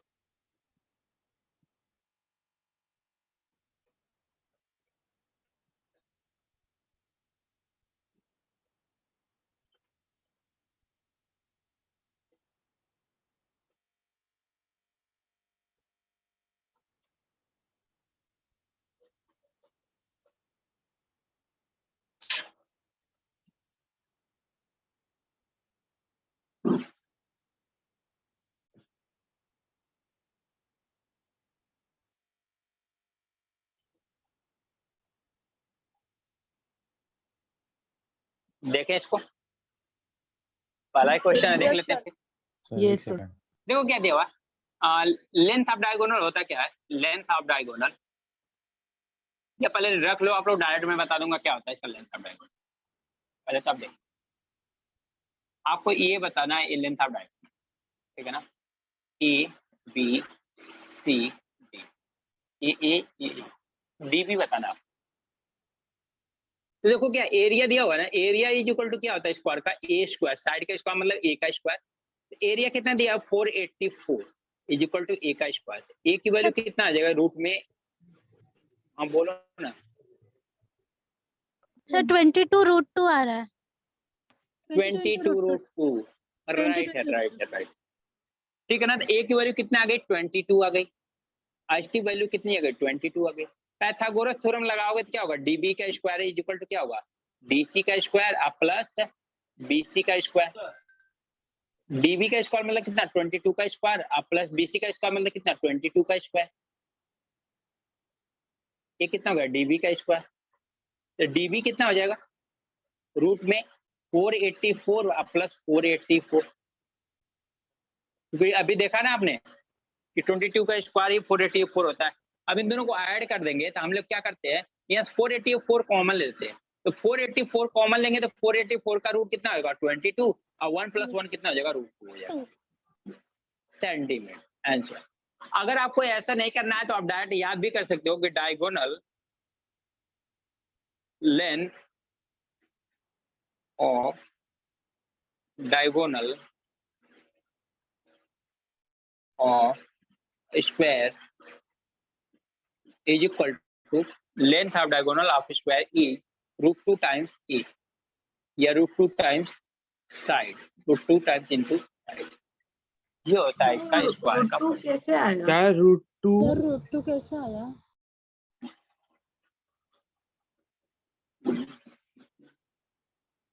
DB की value कितना दिया हमने? 484 प्लस 484 इज इक्वल टू, यहाँ से 484 कॉमन ले लेते हैं, यहाँ पे कितना बचेगा 1, यहाँ पे भी कितना बचेगा 1, इसको क्या लिख सकते हैं हम लोग 484 इंटू 2। अब 484 का रूट लेंगे तो कितना आएगा 22, अब 2 का रूट लेंगे तो कितना आएगा √2। क्लियर? सर 1 ये दोनों का 1 लिया है। अगर यहाँ 84 कॉमन ले लेंगे तो यहाँ पे ये 1 बचेगा, यहाँ से कॉमन लिया तो यहाँ पे 1 बचेगा, तो 1 + 1 कितना होगा 2 हो जाएगा। तो 2 × 484, तो 484 का रूट लेंगे तो 22 और 2 का रूट लेंगे तो √2 आ गया। समझ में आ गया तो नोट कर लो आप लोग। मैं ट्रिग्नोमेट्री टेबल लिख देता हूँ, जो बैंकिंग वाले हैं उनको चाहिए होगा तो नोट कर लें, कोई दिक्कत नहीं।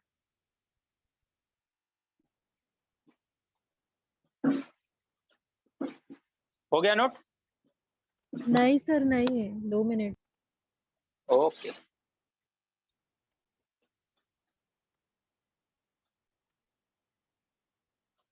सर आप length of diagonal of square का बता रहे थे सर। हाँ, length of diagonal of square लिखा तो हूँ √2 टाइम्स ए या √2 टाइम्स साइड। अगर साइड आपको पता है तो √2 से मल्टीप्लाई कर दो, लेंथ ऑफ डायगोनल मिल जाएगा डायरेक्ट। यहाँ फॉर्मूला तो लिख दिया हूँ, ये डायरेक्ट आप लिख सकते हो। आपको जब भी लेंथ ऑफ स्क्वायर आए ना, length of diagonal of square, तो आप √2 से मल्टीप्लाई कर दो उसके साइड में, तो आपको मिल जाएगा। हो गया नोट? नहीं सर एक नहीं सर।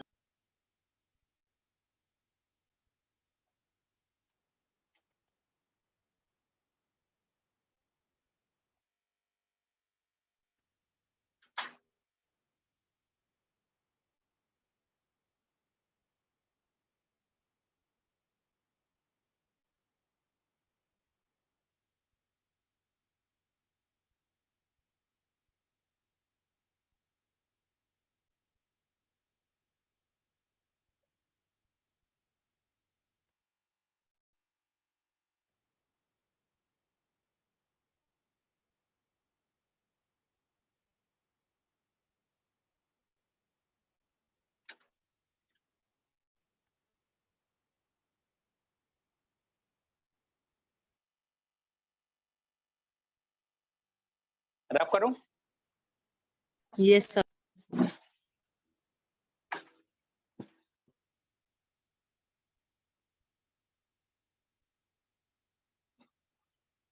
आपको ज्यादा वैल्यू याद करने की जरूरत नहीं है, मैं 10 तक लिखता हूँ, आपको 10 तक ही आएगा। आप ज्यादा लिखोगे उतना ज्यादा कंफ्यूज हो, उससे बेटर 10 तक लिखो आप लोग। ओके।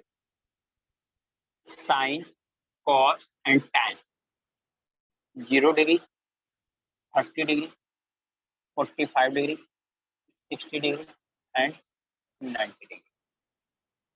इसकी वैल्यू कितनी होती है 0, 1/2, 1/√3, इसका √3/2, इसका 1, ये फिर कितना 1, √3/2, 1/√2, 1/2, ये होता है 0। इसकी वैल्यू कितनी होती है 0, ये कितना 1/√3, 1√3 है अनडिफाइंड। ये 3 वैल्यू होती है, इससे ज्यादा आपको आने वाला ही नहीं, बैंकिंग में इससे ज्यादा यूज नहीं होता है, क्योंकि कॉस, कॉट, सेक, कोसेक का आपको पूछेगा ही नहीं, तो आपको जरूरत ही नहीं आएगी, क्योंकि ये कहीं पे सब क्वेश्चन में यूज होगा, कहीं एरिया निकालने में ऐसे में होगा आपको यूज, और कहीं नहीं यूज होगा। जब मेंसुरेशन में कहीं एरिया निकालना पड़ेगा ना तभी यूज होगा, अदर जगह यूज नहीं होगा। और यूज होगा तो यही तीनों यूज होंगे, अगर इसके अलावा कुछ यूज होगा ही। सर 45 का साइन क्या है? साइन 45 डिग्री की वैल्यू 1/√2 है।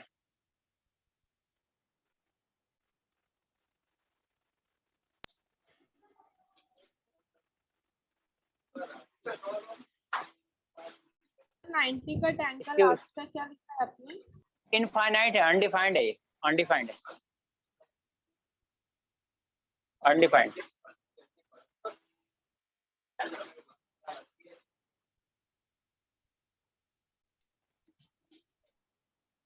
हो गया? Yes sir. तो के स्टूडेंट आज के लिए इतना ही देखते हैं। जो रिमेनिंग हम लोग क्वाड्रेटल बच गए उसको हम लोग Sir, remaining side of- next class में करते हैं। जो रिमेनिंग क्वाड्रेटल बच गए ना उसको हम लोग क्या करेंगे नेक्स्ट क्लास में देखेंगे, ठीक है? सर आज 10 के का लिए इतना ही 90 रहने साइन देते है हैं। ना हाँ, सर 10 का 90 साइन है ना? 10 का 90 अनडिफाइंड है, इनफाइनाइट है, तो इनफाइनाइट का सिंबल है ये अनडिफाइंड का। Okay okay. ठीक है student, okay, thank you, bye bye, good night. Thank you sir. Thank you sir. Thank you, bye, good night. Bye sir. Good sir एक night. मिनट मेरे को स्क्रीनशॉट निकालना। मेरा नेट गया था actually. Bye sir. Bye bye.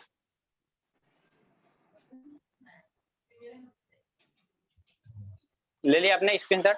Sir इतना ही था ना आपने बताया वो? हाँ हाँ, बस इतना ही। हाँ हाँ, ओके इतना ठीक ही। है, मेरा एक्चुअली नेट गया था। कोई बात नहीं, चलेगा। Thank you. Okay, thank you, bye bye. Bye bye sir.